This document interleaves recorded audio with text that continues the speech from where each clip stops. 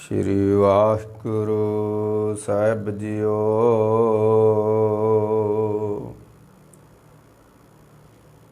मैं नाही किश हो नाही, कछ आए ना मोरा। अवसर लज्जा राख लियो, सदना जन तोरा।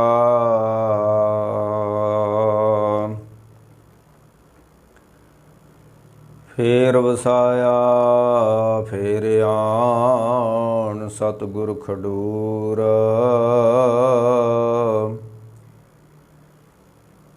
जब तब संजम नाल तुध, होर मुच गरूर।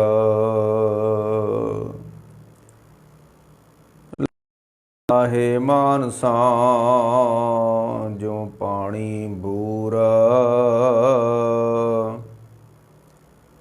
वरया दरगे गुरु की कुदरती नूर। जित सुहाथन लभई तू ओ ठरूरा।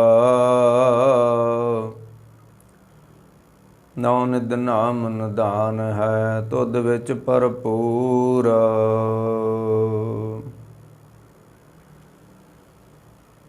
निंदा तेरी जो करे सो वन्ये चूरा।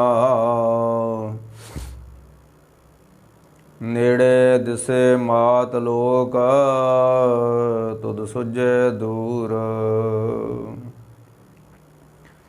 फेर वसाया फेर आन, सतगुर खडूर। वाहिगुरु जी का खालसा, वाहिगुरु जी की फतेह। गुरु प्यारे गुरु सवारी साध संगत जी, धन गुरु अंगद देव सच्चे पातशाह जी महाराज, जिन्हां दी जीवन गाथा आपां आरंभ कीती होई आ ते पिछले भाग दे विच आपां जिहड़ा नावां भाग सी, अज 10वां भाग आपां आप दे नाल साझा करन लगे आ। ਉਹਦੇ ਵਿੱਚ ਆਪਾਂ ਨੇ कि किस तरह गुरु अंगद सच्चे पातशाह जी महाराज ਬੱਚਿਆਂ ਨੂੰ ਗੁਰਮੁਖੀ ਪੜ੍ਹਾਉਂਦੇ ਨੇ ਤੇ ਉੱਚ ਜਾਤੀਆਂ ਨੇ ਆਣ ਕੇ ਉਹਨਾਂ ਦੀ ਵਿਰੋਧਤਾ ਕੀਤੀ। ਉਹ ਆਪਾਂ ਪਿਛਲੇ ਪ੍ਰਸੰਗ ਵਿੱਚ ਸਾਂਝਾ ਕਰ ਚੁੱਕੇ ਹਾਂ। ਤੇ ਗੁਰੂ ਕੀ ਬਾਣੀ का एक बचन आउंदा कि हब्बे थोक विसार इक्को ख्याल कर। महाराज कहते भाई सारिया पासियां तो ख्याल नूं तोड़ के ना ते एक पासे वाले अपने चित्त नूं ला। जिस तरह श्री लहणा जी ने जिथे अपना उन्होंने धार्मिक रौह रीतियां कर्म कांड का भी त्याग किया, उत्थे उन्होंने अपनी हट्टी बट्टी का भी त्याग करके ते सख्त पै कबूल खसम नाल जां घाल मर्दी घाली। मर्दां वाली घालना घाल के करतारपुर साहिब की धरती तो श्री लहणा जी ने बख्शां प्राप्त कीतियां। ते महाराज बचन करदे आ भी हब्बे थोक विसार हिक्को ख्याल कर। झूठा लाए गुमान मन तन अरप धर। जे तू कोई बख्शा चाहना गुरु दे कोलों ते महाराज कहंदे फिर मन भी ते तन भी गुरु दे अगे अर्पण कर दे, जिस तरह श्री लहणा जी ने कीतियां सी। क्योंकि ये परंपरा वा जिन्ना चिर कोई भेटा नहीं ना दिंदा उन्ना चिर कोई बख्शा नहीं हुंदियां। गुरु की बाणी का बचन आउंदा है पे रावण हुते सुरंक नहीं जिन सिर दीने काट। रावण कोई गरीब नहीं सी पर उन्हें भी अपना सिर अर्पण किया अपने गुरु नूं। वो जिहड़ा गुरु का बचन आउंदा पे गुर पारस हम लो मिल कंचन होवा राम। सतगुर आगे सीस भेट देओ। ਅਸੀਂ ਕਹਿੰਦੇ ਕੁਛ ਦਈਏ ਨਾ ਤੇ ਉਦਾਂ ਹੀ ਕੋਈ ਗੱਲ ਬਣ ਜੇ, ਇਦਾਂ ਹੋਣਾ ਨਹੀਂ, ਅਜੇ ਤੱਕ ਹੋਇਆ ਨਹੀਂ ਇਸ ਤਰ੍ਹਾਂ। ਉਹਨਾਂ ਤੇ ਬਖਸ਼ਾਂ ਹੋਈਆਂ ਨੇ ਜਿਨ੍ਹਾਂ ਨੇ ਕੁਛ ਅਰਪਣ ਕੀਤਾ, ਤੇ ਜਿੰਨਾ ਕੋਈ ਸਮਰਪਿਤ ਹੋ ਗਿਆ ਗੁਰੂ ਨੂੰ, ਪਰਮਾਤਮਾ ਨੂੰ, ਤੇ ਉਨੀਆਂ ਹੀ ਬਖਸ਼ਾਂ ਲੈ ਗਿਆ ਉਹ ਗੁਰੂ ਦੀਆਂ। ਤੇ ਮਹਾਰਾਜ ਕਹਿੰਦੇ ਝੂਠਾ ਲਾਏ ਗਮਾਨ ਮਨ ਤਨ ਅਰਪ ਧਰ, ਆਠ ਪੈਰ ਸਲਾਏ ਸਿਰਜਨਹਾਰ ਤੂੰ, ਜੀਵਾਂ ਤੇਰੀ ਦਾਤ ਕਿਰਪਾ ਕਰੋ ਮੂਹ। ਮਹਾਰਾਜ ਕਹਿੰਦੇ ਫਿਰ ਜਦੋਂ ਕੋਈ ਬੰਦਾ ਸਮਰਪਿਤ ਹੋ ਜਾਂਦਾ ਕਿਸੇ ਗੁਰੂ ਪੀਰ ਨੂੰ, ਘਾਲਣਾ ਘਾਲਦਾ, ਤੇ ਉਹਦੇ ਫਿਰ ਅੰਦਰ ਅੱਠੇ ਪੈਰ ਸਿਰਜਨਹਾਰ ਦੀ ਯਾਦ ਬਣੀ ਰਹਿੰਦੀ ਆ। ਆਠ ਪੈਰ ਸਲਾਏ ਸਿਰਜਨਹਾਰ ਤੂੰ, ਜੀਵਾਂ ਤੇਰੀ ਦਾਤ। ਫਿਰ ਉਹਨਾਂ ਨੂੰ ਜਿਹੜੀ ਰੱਬੀ ਦਾਤ ਮਿਲਦੀ ਹੈ ਨਾਮ ਦੀ, ਬਖਸ਼ਿਸ਼ ਦੀ, ਉਹ ਫਿਰ ਛਕਦੇ ਨੇ। ਇਸ ਤਰ੍ਹਾਂ ਦੀ ਘਾਲਣਾ ਘਾਲੀ ਗੁਰੂ ਅੰਗਦ ਸੱਚੇ ਪਾਤਸ਼ਾਹ ਮਹਾਰਾਜ ਨੇ ਸਮਰਪਿਤ ਹੋ ਕੇ ਤੇ ਬਖਸ਼ਾਂ ਪ੍ਰਾਪਤ ਕੀਤੀਆਂ। ਉਹ ਫਿਰ ਬਖਸ਼ਾਂ ਲੈ ਕੇ ਧੰਨ ਗੁਰੂ ਅੰਗਦ ਦੇ ਸੱਚੇ ਪਾਤਸ਼ਾਹ ਦਿੱਤਾ ਛੋੜ ਕਰਤਾਰਪੁਰ ਬੈਠ ਖਡੂਰੇ ਜੋਤ ਜਗਾਈ। ਖਡੂਰ ਸਾਹਿਬ ਦੀ ਧਰਤੀ ਉੱਤੇ ਉਹ ਬਖਸ਼ਾਂ ਵੰਡ ਰਹੇ ਨੇ। ਅੱਜ ਜਿਸ ਅਸੀਂ ਵਿਸ਼ੇ ਤੇ ਬੋਲਣਾ ਹੈ, ਉਹਨਾਂ ਦੇ ਦੋ ਸਪੂਤ ਸਨ, ਦਾਤੂ ਜੀ ਤੇ ਦਾਸੂ ਜੀ, ਤੇ ਬੀਬੀ ਅਮਰੋ ਜੀ ਤੇ ਬੀਬੀ ਅਨੋਖੀ ਜੀ, ਉਹਨਾਂ ਦੀਆਂ ਦੋ ਧੀਆਂ ਸਨ।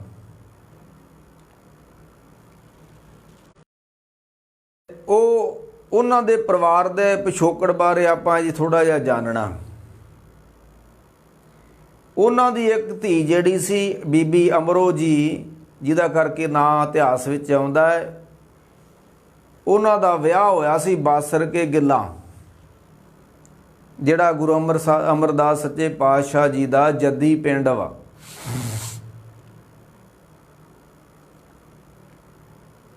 ਤੇ ਕਿਸੇ ਨੇ ਗੱਲਾਂ ਦੋ ਲਿਖੀਆਂ ਵੀ ਜਦੋਂ ਤੁਸੀਂ ਕੋਈ ਰਿਸ਼ਤਾ ਜੋੜਨਾ ਹੈ,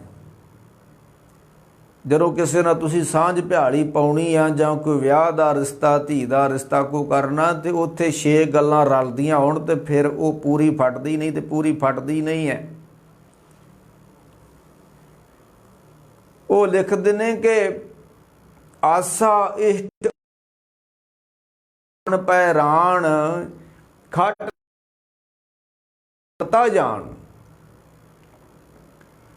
ਉਹ ਕਹਿੰਦਾ ਜਦੋਂ ਤੁਸੀਂ ਕੋਈ ਰਿਸ਼ਤਾ ਕਰਨਾ ਤੇ ਉੱਥੇ 6 ਚੀਜ਼ਾਂ ਰਲਦੀਆਂ ਹੋਣੀਆਂ ਚਾਹੀਦੀਆਂ ਨੇ। ਪਹਿਲੀ, ਦੂਸਰੀ ਇਸ਼ਟ, ਇਹ ਨਹੀਂ ਵੀ ਪਤਨੀ ਦੀ ਕੋਈ ਸੋਚ ਹੋਰ ਹੋਵੇ ਤੇ ਪਤੀ ਦੀ ਕੋਈ ਸੋਚ ਹੋਵੇ। ਜਿੱਦਾਂ ਉਹ ਇੱਕ ਕਹਾਣੀ ਆ ਨਾ ਕਿ ਉਹ ਫਿਰੇ ਨੱਕ ਵਢਾਉਣ ਨੂੰ ਤੇ ਉਹ ਫਿਰੇ ਨੱਥ ਕਢਾਉਣ ਨੂੰ। ਪਤਨੀ ਸੋਚ ਕੇ ਬੈਠੀ ਹੋ ਕਿ ਮੈਂ ਨੱਥ ਕਢਾਊਂਗੀ, ਤੇ ਪਤੀ ਸੋਚ ਕੇ ਬੈਠਾ ਪਏ ਦਾ ਨੱਕ ਵੱਢ ਕੇ ਇਹਨੂੰ ਘਰੋਂ ਕੱਢਣਾ। ਇਹ ਦੋ ਆਸਾਂ ਹੋ ਗਈਆਂ ਨਾ। ਉਹ ਕਹਿੰਦੇ ਆਸਾ ਇਸ਼ਟ, ਜਦੋਂ ਉਹ ਵਿਦਵਾਨ ਕਹਿੰਦਾ ਵੀ ਫਿਰ ਦੋਵਾਂ ਦਾ ਧਰਮ ਇੱਕ ਹੋਣਾ ਚਾਹੀਦਾ। ਪਰ ਗੁਰਬਾਣੀ ਨੇ ਕਿਹਾ ਵੀ 6ਵੇਂ ਕਾਮ ਨਾ ਪੁੱਛੇ ਜਾਤ।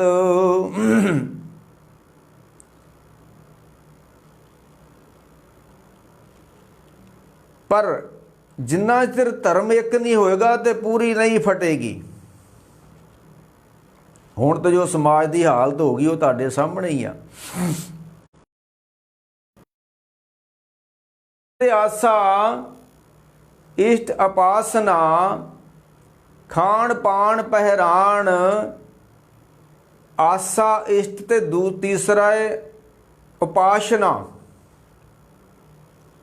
ਇਹ ਨਹੀਂ ਕਿਸੇ ਉਹ ਦੇਵੀ ਦੇਵਤੇ ਨੂੰ ਮੰਨਦੀ ਹੋਵੇ ਤੇ ਉਹ ਗੁਰੂ ਦੂਸਰੇ ਪਾਸੇ ਗੁਰੂ ਕਾ ਸਿੱਖ ਹੋਵੇ, ਰੱਬ ਨੂੰ ਮੰਨਣ ਵਾਲਾ ਕੋਈ ਦੇਵੀ ਦੇਵਤੇ ਨੂੰ, ਇੱਕ ਗੁਰੂ ਕਾ ਸਿੱਖ ਹੋਵੇ ਤੇ ਬੀਬੀ ਹੋਵੇ ਕਿਸੇ ਬਾਬੇ ਨੂੰ ਮੰਨਣੀ। ਨਹੀਂ ਚੱਲਣੀ ਜ਼ਿੰਦਗੀ ਦੀ ਸਹੀ। ਆਸਾ ਇਸ਼ਟ ਉਪਾਸਨਾ ਜਿਹੜੀ ਉਪਾਸ਼ਨਾ ਕਰਨੀ ਆ, ਬੰਦਗੀ ਕਰਨੀ ਆ, ਦੋਵਾਂ ਦੀ ਇੱਕ ਜੈਸੀ ਹੋਵੇ। ਉਹ ਨਾ ਕੋ ਬੀਬੀ ਹਨੂਮਾਨ ਦੇ ਚਲੀਸੇ ਪੜ੍ਹਦੀ ਹੋਵੇ ਤੇ ਬੰਦਾ ਕੋਈ ਹੋਰ ਦਾ ਪੜ੍ਹਦਾ ਹੋਵੇ ਚਲੀਸੇ, ਇੱਦਾਂ ਨਹੀਂ, ਇੱਕ ਹੋਣ।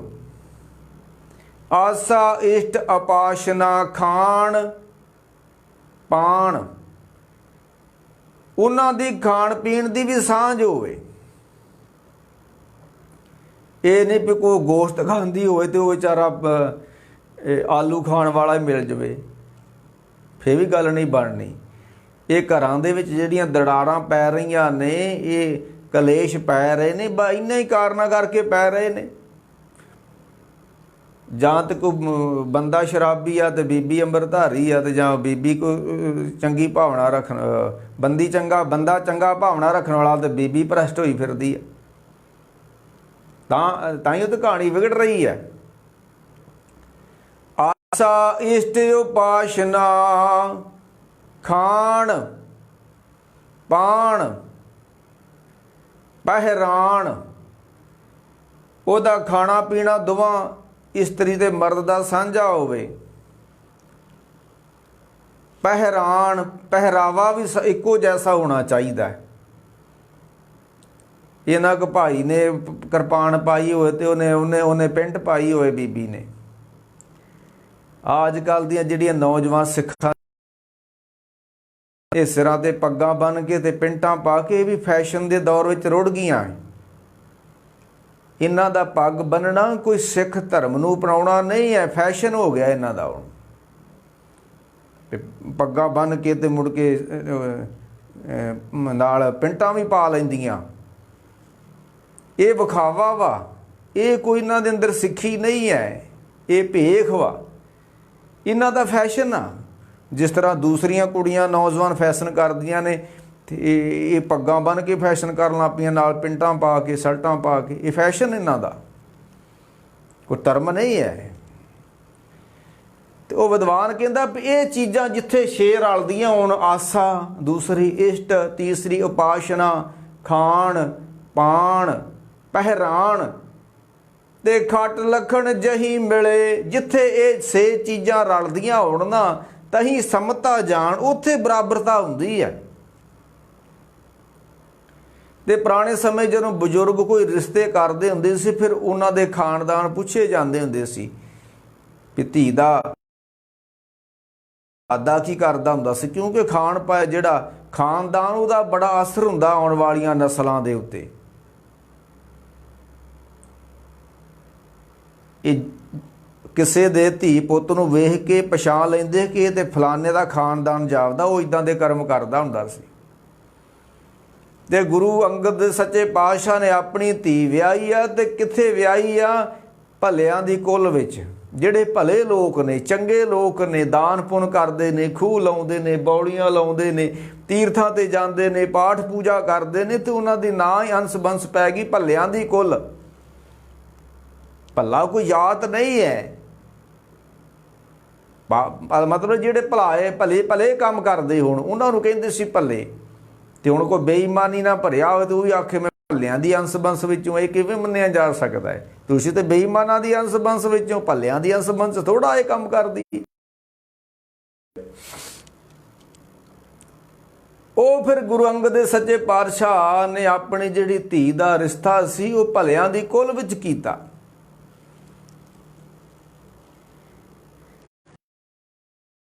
ਤੇ ਇਹ ਫਿਰ ਜਦੋਂ ਉੱਥੇ ਜਾਂਦੀ ਆ, ਹੁਣ ਵਿਆਹ ਕੇ, ਹੁਣ ਆਪਣੇ ਪੇਕੇ ਘਰ ਨੂੰ ਛੱਡ ਕੇ ਸਹੁਰੇ ਧੀ ਜਾਂਦੀ ਹੈ ਨਾ। ਅੱਜ ਕੱਲ੍ਹ ਤੇ ਚਲੋ ਹੁਣ ਮੇਰੇ ਨਾਲ ਤੁਸੀਂ ਵੱਧ ਜਾਣਦੇ ਜੋ ਅੱਜ ਕੋਈ ਸਾਡੀ ਹਾਲਾਤ ਸਮਾਜ ਦੀ, ਧਰਮ ਦੀ ਹੋ ਚੁੱਕੀ ਆ। ਕਦੀ ਇਹ ਧੀਆਂ ਪੇਕੇ ਬੈਠ ਕੇ ਬਾਪ ਦੇ ਵਿਹੜੇ ਨੂੰ ਸੰਭਾਲਦੀਆਂ ਹੁੰਦੀਆਂ ਸਨ। ਇਹ ਧੀਆਂ ਜਿਹੜੀਆਂ ਆਪਣੇ ਬਾਪ ਦੇ ਵਿਹੜੇ ਨੂੰ ਸੰਭਾਲਦੀਆਂ ਹੁੰਦੀਆਂ ਸੀ ਪੇਕੇ ਰਹਿ ਕੇ, ਤੇ ਜਦੋਂ ਇਹ ਧੀਆਂ ਸਹੁਰੇ ਤੁਰ ਜਾਂਦੀਆਂ ਸੀ ਤੇ ਉਦੋਂ ਫਿਰ ਆਪਣੇ ਬਾਬਲ ਦੇ ਵਿਹੜੇ ਦੀ ਖੈਰ ਮੰਗਦੀਆਂ ਸੀ।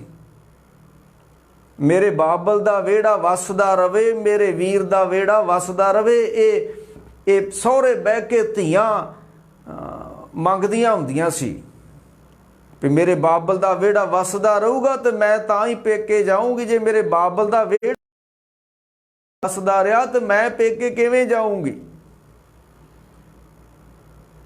ਇਹ ਧੀਆਂ ਕਦੀ ਆਪਣੇ ਬਾਪ ਦੇ ਵਿਹੜੇ ਦੀ ਖੈਰ ਮੰਗਦੀਆਂ ਰਹੀਆਂ, ਅੱਜ ਵੀ ਕਈ ਮੰਗਦੀਆਂ ਨੇ, ਪਰ ਬਹੁਤੀਆਂ ਹੁਣ ਭੈਣਾਂ ਭੈਣਾਂ ਨਹੀਂ ਰਹੀਆਂ, ਇਹ ਡੈਣਾ ਬਣ ਚੁੱਕੀਆਂ ਨੇ। ਅੱਜ ਜਦੋਂ ਧੀ ਜੰਮਦੀ ਆ, ਬਾਪ ਨੂੰ ਕਿਉਂ ਅਫਸੋਸ ਹੁੰਦਾ ਹੈ, ਬਾਪ ਕਿਉਂ ਸੋਗ ਵਿੱਚ ਡੁੱਬਦਾ ਹੈ। ਇਹ ਨਾ ਤੇ ਬਾਪ ਦੇ ਪੱਗ ਨੂੰ ਵੇਹਦੀਆਂ ਨੇ ਤੇ ਨਾ ਹੀ ਬਾਪ ਦੇ ਵਿਹੜੇ ਨੂੰ, ਭਰਾ ਦੇ ਵਿਹੜੇ ਨੂੰ ਵੇਹਦੀਆਂ ਨੇ। ਨਾ ਇਹਨੂੰ ਬਰਾਬਰਤਾ ਦਿਓ। ਅਗਰ ਤੁਸੀਂ ਬਰਾਬਰਤਾ ਦੇਤੀ ਤੇ ਸਮਾਜ ਖਤਮ ਹੋ ਜਾਏਗਾ।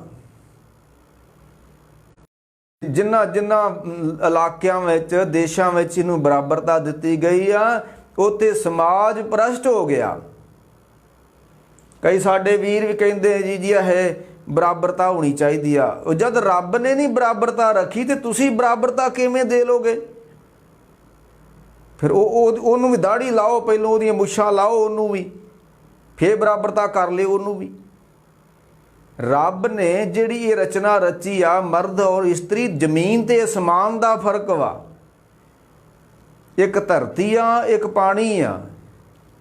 ਮਾਤਾ ਧਰਤ, ਪਵਨ ਗੁਰੂ, ਪਾਣੀ ਪਿਤਾ, ਦੋ ਚੀਜ਼ਾਂ ਨੇ। ਤੇ ਤੁਸੀਂ ਕਿਵੇਂ ਇਸਤਰੀ ਨੂੰ ਬਰਾਬਰ ਰੱਖ ਲੋਗੇ। ਇਹੋ ਜਿਹੀ ਬਰਾਬਰਤਾ, ਗੁਰਮਤਿ ਬਰਾਬਰਤਾ, ਬਾਣੀ ਗੁਰਬਾਣੀ ਇਹ ਬਰਾਬਰਤਾ ਮੰਨਦੀ ਆ। ਗੁਰਬਾਣੀ ਕੋਈ ਨਹੀਂ ਬਰਾਬਰਤਾ ਦਿੰਦੀ ਇਸਤਰੀ ਕਿਸੇ ਜਾਤ ਨੂੰ। ਹੋ ਸਕਦਾ ਹੈ ਬੰਦੇ ਨੂੰ ਚੰਗੀ ਹੋਵੇ, ਬਰਾਬਰ ਨਹੀਂ ਹੈ। ਕਿਉਂ? ਮਨੁੱਖ ਦਾ ਕੋਈ ਵੀ ਪਾਠ ਇਸਤਰੀ ਦੇ ਨਾਲ ਨਹੀਂ ਰਲਦਾ। ਤੇ ਰਲਦਾ ਬਰਾਬਰ ਤੇ ਉਹਨੂੰ ਕਰੋਗੇ ਜਿੱਥੇ ਸਭ ਕੁਝ ਰਲਦਾ ਹੋਵੇ। ਹੁਣ ਤੇਲ ਤੇ ਪਾਣੀ ਕਿਵੇਂ ਬਰਾਬਰ ਕਰ ਲੋਗੇ ਤੁਸੀਂ। ਮਿੱਟੀ ਤੇ ਰੇਤਾ ਨੂੰ ਕਿਵੇਂ ਬਰਾਬਰ ਮੰਨ ਲੋਗੇ ਵੀ ਬਰਾਬਰ ਹੁੰਦਾ ਸਭ ਕੁਝ ਜੀ। ਜਦ ਕੁਦਰਤ ਨੇ ਮਰਦ ਔਰ ਇਸਤਰੀ ਵਿੱਚ ਏਡਾ ਵੱਡਾ ਫਰਕ ਰੱਖਿਆ ਤੇ ਫਿਰ ਕਿਵੇਂ ਬਰਾਬਰਤਾ ਕੀਤੀ ਜਾ ਸਕਦੀ ਹੈ। ਸਿਆਣੇ ਕਹਿੰਦੇ ਹੁੰਦੇ ਆ ਵੀ ਇਹ ਸੂਰਮਤਾ ਆਪਣੇ ਸੂਰਮਿਆਂ ਨੂੰ ਜਨਮ ਤਾਂ ਦੇ ਸਕਦੀ ਆ, ਇਹ ਆਪ ਖੁਦ ਸੂਰਮਾ ਨਹੀਂ ਬਣ ਸਕਦੀ। ਇਹਦੀ ਬਹੁਤੀ ਸ਼ਕਤੀ ਜਿਹੜੀ ਆ ਉਹ ਸੂਰਮਾ ਪੈਦਾ ਕਰਨ ਵਾਸਤੇ ਲੱਗਦੀ ਹੈ। ਇਹ ਆਪ ਤਾਂ ਨਹੀਂ ਇਹਦੀ ਬੰਦਗੀ ਕਰਦੀ, ਪਰ ਇਹਦਾ ਬਹੁਤਾ ਜ਼ੋਰ ਜਿਹੜਾ ਉਹ ਇੱਕ ਪੁੱਤ ਨੂੰ ਜਨਮ ਦੇਣ ਵਾਸਤੇ ਲੱਗ ਜਾਂਦਾ, ਜਿਹੜਾ ਭਗਤ ਬਣ ਸਕਦਾ ਹੈ। ਇਹ ਕੁਦਰਤ ਦਾ ਅਸੂਲ ਹੈ। ਬਰਾਬਰਤਾ ਕਿਵੇਂ ਦਿੱਤੀ ਜਾ ਸਕਦੀ। ਆ ਹੁਣ ਸਾਡੇ ਵੀ ਰੌਲੀ ਪਾਉਂਦੇ ਵੀ ਦਰਬਾਰ ਸਾਹਿਬ ਦੇ ਅੰਦਰ ਇਸਤਰੀਆਂ ਨੂੰ ਕੀਰਤਨ ਕਰਨ ਦੀ ਆਗਿਆ ਹੋਣੀ ਚਾਹੀਦੀ ਆ। ਉਹ ਬਲਦੇਵ ਸਿੰਘ ਮੰਡਾਲਾ ਵੀ ਤੁਰਿਆ ਫਿਰਦਾ ਲੈ ਕੇ ਇਹੋ ਤੇ ਅੱਗੇ ਮੁੱਦਿਆਂ ਵਿੱਚ ਫਸੀ ਹੋਈ ਆ ਤੇ ਹੋਰ ਨਿਤ ਨਵਾਂ ਮੁੱਦਾ ਠਾ ਲੈਂਦੇ ਹੋ। ਜਦ 10 ਪਾਤਸ਼ਾਹੀਆਂ ਨੇ ਇਹਨਾਂ ਨੂੰ ਉੱਥੇ ਨਹੀਂ ਹੱਕ ਦਿੱਤਾ ਕੀਰਤਨ ਕਰਨ ਦਾ, ਸੱਤੇ ਤੇ ਬਲਵੰਡੇ ਨੂੰ ਹੱਕ ਸੀ, ਹੱਕ ਨਹੀਂ ਸੀ। ਗੁਰੂ ਨਾਨਕ ਸਾਹਿਬ ਦੇ ਨਾਲ ਮਰਦਾਨਾ ਰਹਿੰਦਾ ਸੀ, ਮਰਦਾਨੇ ਦੀ ਘਰ ਦੀ ਨਹੀਂ ਸੀ ਰਹਿੰਦੀ ਬਾਬੇ ਨਾਲ ਰਬਾਬ ਵਜਾਉਣ ਵਾਸਤੇ। ਕਿ ਦੱਸੋ ਕੋਈ ਇਸਤਰੀ ਦਾ ਇਤਿਹਾਸ ਦੱਸੋ ਜਿਹਨੇ 10 ਪਾਤਸ਼ਾਹਾਂ ਦੇ ਲਾਗੇ ਕੋਈ ਰਬਾਬ ਵਜਾਈ ਹੋਵੇ ਕੋਈ। ਮੈਂ ਇਹ ਨਹੀਂ ਕਹਿ ਰਿਹਾ ਵੀ ਇਸਤਰੀ ਜਾਤ ਮਾੜੀ ਨਹੀਂ ਹੋ ਸਕਦਾ, ਬੰਦੇ ਤੋਂ ਵੀ ਚੰਗੀ ਹੋਵੇ, ਪਰ ਬਰਾਬਰ ਨਹੀਂ ਹੈ। ਮੈਂ ਬਹੁਤੀ ਗੱਲ ਲੰਮੀ ਨਾ ਕਰਾਂ। ਇਹ ਜਿਹੜੇ ਲੋਕ ਕਹਿੰਦੇ ਹਨ ਦਰਬਾਰ ਸਾਹਿਬ ਅੰਦਰ ਨੂੰ ਹੱਕ ਮਿਲਣਾ ਚਾਹੀਦਾ ਕੀਰਤਨ ਕਰਨ ਦਾ, ਤੇ ਮੈਂ ਉਹਨਾਂ ਲੋਕਾਂ ਨੂੰ ਪੁੱਛਣਾ ਚਾਹੁੰਦਾ, ਹੋਰ ਲੱਖਾਂ ਗੁਰਦੁਆਰੇ ਨੇ ਜਿੱਥੇ ਮਰਜ਼ੀ ਬਹਿ ਕੇ ਕੀਰਤਨ ਕਰਨ, ਹਾਂ ਕੋਈ ਰੋਕਦਾ ਇਹਨਾਂ ਨੂੰ? ਕੰਮ ਹੀ ਉਹ ਕਰਨਾ ਹੈ, ਗੱਲ ਹੀ ਉਹ ਲੱਭ ਕੇ ਲਿਆਉਣੀ ਹੈ ਜਿਹਦੇ ਨਾਲ ਲੜਾਈ ਝਗੜੇ ਪੈਦਾ ਹੋ ਜਾਣ। ਅੰਮ੍ਰਿਤਸਰ ਸ਼ਹਿਰ ਵਿੱਚ ਕਿੰਨੇ ਗੁਰਦੁਆਰੇ ਨੇ, ਕਦੀ ਬਹਿ ਕੇ ਕੀਰਤਨ ਨਹੀਂ। ਇਹ ਕਰ ਲੈਣਾ ਜਿੱਥੇ ਮਰਜ਼ੀ ਕਰਨ, ਮੰਜੀ ਵਾਲ ਕਰ ਲੈਣ ਜਿੱਥੇ ਮਰਜ਼ੀ। ਜਿਹੜੀ ਉਹ ਗੁਰੂ ਦੀ ਪਰੰਪਰਾ ਵਾ ਉਹਨੂੰ ਕਿਉਂ ਠੇਸ ਪਹੁੰਚਾਉਂਦੇ ਲੋਕ। ਜਿੱਥੇ ਜਿੱਥੇ ਸਮਾਜ ਨੇ ਇਹਨੂੰ ਬਰਾਬਰਤਾ ਦਿੱਤੀ ਜਾਤ ਨੂੰ, ਇਸਤਰੀ ਜਾਤ ਨੂੰ, ਉਹ ਸਮਾਜ, ਉਹ ਧਰਮ ਭ੍ਰਸ਼ਟ ਹੋ ਗਿਆ ਧਰਤੀ ਉੱਤੇ। ਇਹ ਇਤਿਹਾਸ ਵਾ, ਮੈਂ ਨਹੀਂ ਕਹਿ ਰਿਹਾ, ਇਤਿਹਾਸ ਹੈ। ਜਿਹੜਾ ਕਹਿੰਦੇ ਨੇ ਸੋ ਕਿਉ ਮੰਦਾ ਆਖੀਏ ਜਿਤ ਜੰਮੇ ਰਾਜਾਨ, ਠੀਕ ਵਾ, ਮਾੜਾ ਨਹੀਂ ਕਹਿਣਾ ਇਸ ਨੂੰ, ਪਰ ਤੁਸੀਂ ਆਖੋ ਇਹ ਮਰਦ ਦੇ ਬਰਾਬਰ ਹੁੰਦੀ ਆ, ਇਹ ਨਹੀਂ ਮੰਨਿਆ ਜਾ ਸਕਦਾ, ਬਿਲਕੁਲ ਕਦੀ ਵੀ ਨਹੀਂ ਮੰਨਿਆ ਜਾ ਸਕਦਾ। ਕਿਸ ਤਰ੍ਹਾਂ ਹੋ ਸਕਦੀ ਹੈ? ਉਹ ਜਿਹੜਾ ਕਿ ਮਹਾਰਾਜ ਦਾ ਬਚਨ ਨਹੀਂ ਆਉਂਦਾ, ਰਾਮਦਾਸ ਵੋਢੀ ਪਾਤਸ਼ਾਹ ਦਾ ਸ਼ਾਇਦ ਬਚਨ ਵਾ ਕਿ ਜੋਰਾਂ ਦਾ ਆਖਿਆ ਪੁਰਖ ਕਮਾਵੰਦੇ। ਜਿਹੜੇ ਬੰਦੇ ਇਸਤਰੀ ਕੋਲੋਂ ਸਲਾਹ ਲੈਂਦੇ ਨੇ ਤੇ ਇਸਤਰੀ ਦੇ ਆਖੇ ਲੱਗਦੇ ਨੇ, ਬਾਣੀ ਹੈ, ਮੈਂ ਨਹੀਂ ਕਹਿ ਰਿਹਾ। ਸਾਰਾ ਦਿਨ ਲਾਲਚ ਅਟਿਆ ਮਨਮੁਖ ਹੋਰੇ, ਗੱਲਾਂ ਰਾਤੀ ਉਗੇ ਦੱਬਿਆ, ਨਵੇਂ ਸਰੋਤ ਸਭ ਢਿੱਲਾ। ਜੋਰਾਂ ਦਾ ਆਖਿਆ ਪੁਰਖ ਕਮਾਵੰਦੇ। ਜਿਹੜੇ ਕਾਮਵਸ਼ ਹੋ ਕੇ, ਵਾਸ਼ਨਾ ਭੋਗਣ ਵਸ ਹੋ ਕੇ ਇਸਤਰੀ ਦੇ ਮਗਰ ਲਾ ਕੇ ਇਸਤਰੀ ਦੀ ਜੀ ਗੱਲ ਮੰਨਦੇ ਜਿਹੜੇ ਬੰਦੇ, ਜੋਰਾਂ ਦਾ ਆਖਿਆ ਪੁਰਖ ਕਮਾਵੰਦੇ ਸੇ ਅਪਵਿੱਤ ਅਮੇਧ ਖੱਲਾ। ਉਹ ਭ੍ਰਿਸ਼ਟ ਲੋਕ ਨੇ, ਉਹ ਮੂਰਖ ਲੋਕ ਨੇ ਜਿਹੜੇ ਜਨਾਨੀ ਦੀ ਮਗਰ ਨੂੰ ਲੱਗਦੇ ਨੇ, ਜਨਾਨੀ ਕੋਲ ਸਲਾਹ ਲੈਂਦੇ ਨੇ ਜਿਹੜੇ। ਇਹ ਬਾਣੀ ਹੈ, ਮੈਂ ਨਹੀਂ ਕਹਿ ਰਿਹਾ। ਇਹ ਜਿਹੜੇ ਲੋਕ ਕਹਿੰਦੇ ਆ ਨਾ ਕਿ ਇਸਤਰੀ ਜਾਤ ਨੂੰ ਬਰਾਬਰਤਾ ਦੇਣੀ ਚਾਹੀਦੀ, ਉਹਨਾਂ ਨੂੰ ਗੁਰਬਾਣੀ ਪੜ੍ਹ ਲੈਣੀ ਚਾਹੀਦੀ ਹੈ। 3 ਪੁੱਤ ਨੇ, ਬੜੇ ਪਿਆਰ ਨਾਲ ਰਹਿ ਰਹੇ ਨੇ। ਜਿੱਦਣ ਇੱਕ ਉਹਨਾਂ ਚੋਂ ਵਿਆਹ ਆ ਗਿਆ, ਉਹਨੇ ਆਉਂਦਿਆਂ ਸਾਰੀ ਕਲੇਸ਼ ਪਾਉਣਾ, 4 ਘਰ ਬਣਾਉਣੇ ਨੇ ਉਹਨੇ ਆਣ ਕੇ। ਭਾਈ ਗੁਰਦਾਸ ਨੇ ਲਿਖਿਆ,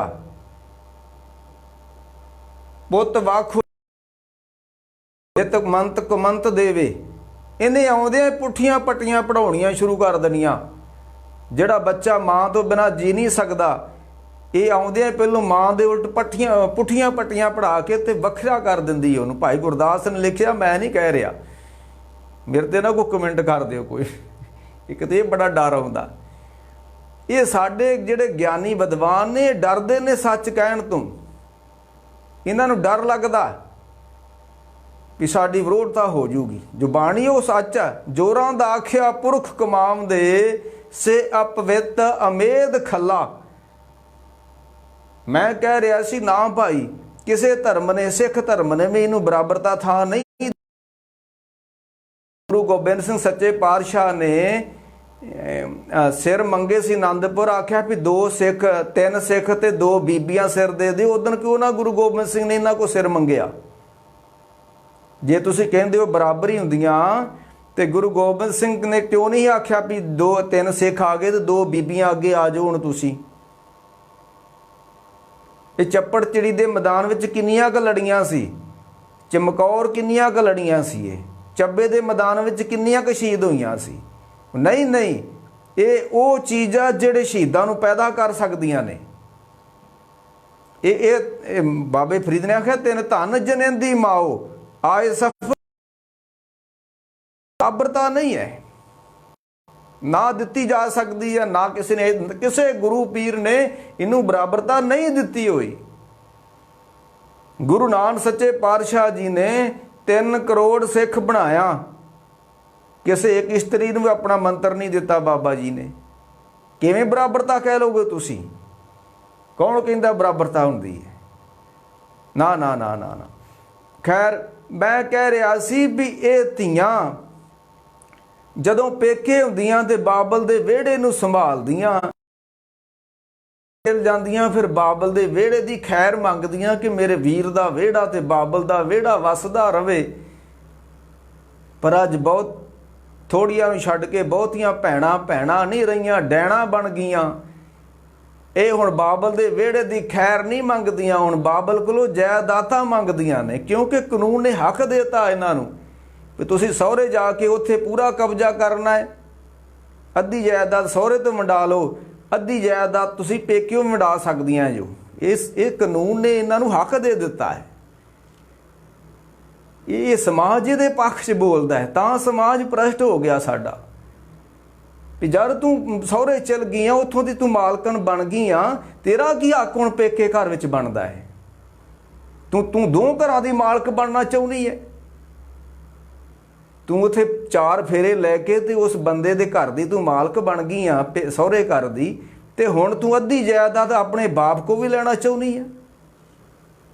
ਇਹ ਕਾਨੂੰਨ ਹੱਕ ਦਿੰਦਾ ਇਸ ਨੂੰ। ਨਾ ਨਾ ਨਾ ਨਾ, ਮੈਂ ਕਹਿ ਰਿਹਾ ਸੀ ਜਦੋਂ ਤੁਸੀਂ ਇਸ ਨੂੰ ਬਰਾਬਰਤਾ ਦਿਓਗੇ, ਉਹ ਸਮਾਜ ਭ੍ਰਿਸ਼ਟ ਹੋ ਜਾਊਗਾ। ਇਹ ਜਦੋਂ ਬੰਦੂਕਾਂ ਫੜ ਕੇ ਸਾਡੀਆਂ ਧੀਆਂ ਬਾਰਡਰ ਤੇ ਖਲੋਣਗੀਆਂ, ਉਹ ਸਮਾਜ ਭ੍ਰਿਸ਼ਟ ਹੋ ਜਾਊਗਾ। ਮੈਂ ਹੁਣ ਬਹੁਤੇ ਗੱਲ ਨਹੀਂ ਕਹਿਣਾ ਚਾਹੁੰਦਾ ਇਸ ਦੇ ਬਾਰੇ। ਹੋਰ ਥਾਂ ਤੇ ਬਥੇਰੇ ਨੌਕਰੀਆਂ ਨੇ, ਇਹਨਾਂ ਨੂੰ ਦਿਓ, ਇਹਨਾਂ ਨੂੰ ਬਾਰਡਰਾਂ ਤੇ ਖਿਲਾਰ ਦੇ ਤੁਸੀਂ ਰਾਤ ਉਹਨਾਂ ਮੁੰਡਿਆਂ ਦੇ ਵਿੱਚ। ਕੈਸਾ ਹੋ ਗਿਆ, ਕੌਣ ਆਵਾਜ਼ ਉਠਾਊਗਾ? ਨਹੀਂ ਨਹੀਂ ਨਹੀਂ ਨਹੀਂ। ਤੇ ਉਹ ਗੁਰੂ ਅਮਰਦਾਸ ਸੱਚੇ ਪਾਤਸ਼ਾਹ ਦਾ ਜਿਹੜਾ ਪਿੰਡ ਸੀ ਬਾਸਰ ਕੇ ਗਿੱਲਾਂ, ਉੱਥੇ ਗੁਰੂ ਅਮਰਦਾਸ ਮਹਾਰਾਜ ਦੀ ਇਹ ਧੀ ਵਿਆਹੀ ਗਈ ਹੈ। ਹੁਣ ਧੀ ਹੈ ਗੁਰੂ ਅੰਗਦ ਦੇਵ ਸੱਚੇ ਪਾਤਸ਼ਾਹ ਦੀ, ਧੀ ਆ ਮਾਤਾ ਖੀਵੀ ਜੀ ਦੀ। ਮੈਂ ਕਹਿ ਰਿਹਾ ਸੀ ਪੁਰਾਣੇ ਸਮੇਂ 'ਚ ਖਾਨਦਾਨ ਵੇਖਿਆ ਜਾਂਦਾ ਸੀ ਵੀ ਇਹ ਜਿਹਦੀ ਜਿੱਥੇ ਅਸੀਂ ਧੀ ਵਿਆਹੁਣ ਲੱਗੇ ਆ ਜਾਂ ਜਿਹਦੀ ਧੀ ਅਸੀਂ ਲਿਆਉਣ ਲੱਗੇ ਆ ਆਪਣੇ ਘਰ, ਉਹ ਐਸਾ ਵਾ, ਉਹਦੇ ਵੱਡੇ ਵਡੇਰੇ ਕੀ ਕਰਦੇ ਰਹੇ ਨੇ। ਇੱਧਰ ਗੁਰੂ ਅਮਰਦਾਸ ਦਾ ਖਾਨਦਾਨ ਹੈ, ਭਲੇ ਸੱਚੇ ਪਾਤਸ਼ਾਹ ਦਾ ਖਾਨਦਾਨ ਆ, ਜਿਹੜੇ ਖਾਨਦਾਨੀ ਕਰਮ ਕਾਂਡ ਕਰਦੇ ਆ ਰਹੇ ਨੇ, ਤੇ ਉਹ ਅੱਜ ਤੇ ਗੁਰੂ ਅੰਗਦ ਸੱਚੇ ਪਾਤਸ਼ਾਹ ਇੱਕ ਗੁਰੂ ਬਣ ਕੇ ਬੈਠੇ ਹੋਏ ਨੇ। ਹੁਣ ਮਾਤਾ ਖੀਵੀ ਜੀ ਦੀ ਉਹ ਧੀ ਹੈ, ਤੇ ਮਾਤਾ ਖੀਵੀ ਜੀ ਦੇ ਬਾਰੇ ਬਾਣੀ 'ਚ ਲਿਖਿਆ ਆਉਂਦਾ ਕਿ ਬਲਵੰਡ ਖੀਵੀ ਨੇਕ ਜਨ ਜਿਸ ਬਹੁਤੀ ਛਾਉ ਪੁਤਰਾਲੀ, ਕਿ ਮਾਤਾ ਖੀਵੀ ਜੀ ਬੜੀ ਠੰਡੇ ਸੁਭਾਅ ਦੀ ਸੀ। ਬਲਵੰਡ ਖੀਵੀ ਨੇਕ ਜਨ, ਮੈਂ ਕਈ ਵਾਰੀ ਅੱਗੇ ਕਹਿ ਚੁੱਕਾ ਹਾਂ। ਲੰਗਰ ਦੌਲਤ ਵੰਡੀਏ ਰਸ ਅੰਮ੍ਰਿਤ ਖੀਰ ਘਿਆਲੀ। ਹੁਣ ਧੀ ਆ ਮਾਤਾ ਖੀਵੀ ਜੀ ਦੀ, ਤੇ ਸੰਸਕਾਰ ਨੇ ਜਿਸ ਤਰ੍ਹਾਂ ਭਾਈ ਜੋਧ ਦੇ ਕੋਲੋਂ ਲਾਗ ਲੱਗੀ ਗੁਰੂ ਅੰਗਦ ਦੇ ਸੱਚੇ ਪਾਤਸ਼ਾਹ ਨੂੰ ਲਹਿਣਾ ਜੀ ਨੂੰ, ਤੇ ਉਹ ਗੁਰੂ ਅੰਗਦ ਸਾਹਿਬ ਬਣ ਗਏ ਨਾ, ਇਹ ਲਾਗ ਜੋਧ ਕੋਲੋਂ।